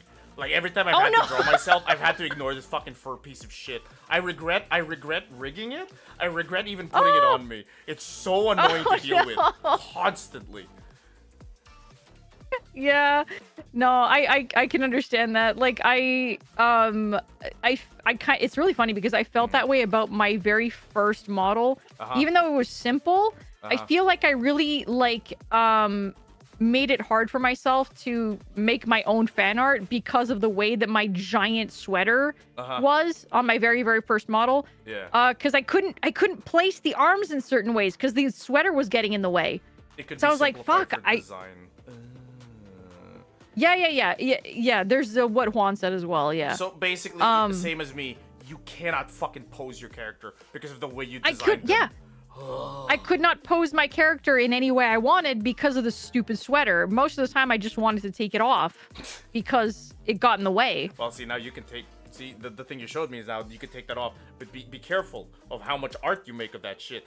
Because I saw the sexy art that you made the other day. I saw how many neurons it activated, and I know you're not going for that. Are you? Are you? No, I'm not going for that. But I used to do not safe for work art back in the day. Yeah. And something that people kept commenting when I did not safe for work art was that Alfie, you have the perfect mix of like lewd cute. And they were like, that's absolutely your thing. If ever you go into doing like not safe for work, you have lewd cute as your thing. See, that's the final fallback, right? If ever, like, I would like many money. You just do that and you charge like $500 for drawing. Got it. Hell yeah. You're welcome. Yeah, but that's not the vibe that I'm going for myself. But Yeah. I'm not like shy about drawing it. I don't do full not safe for work anymore. Yeah.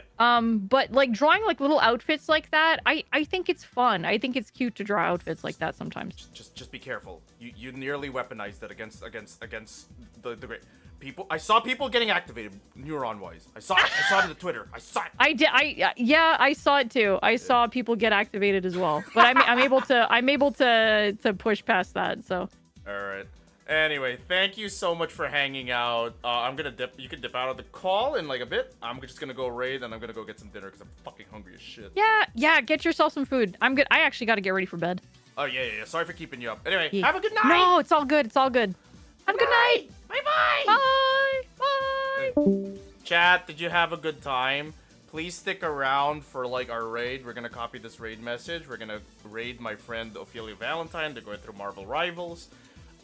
Remember, tomorrow is our first Deltarune stream at 4 p.m. Eastern. Did you guys like my fucking my incorrect summary? Did you like my incorrect summary of Undertale? I had a time. I think you had a good time. Everyone seemed to have stupid reactions to my shit. To be fair, I might have said some of the dumbest shit about the story I've ever like. Where the fuck did I get Soul Call from? Where the fuck did I get the Sands calling our souls? Where the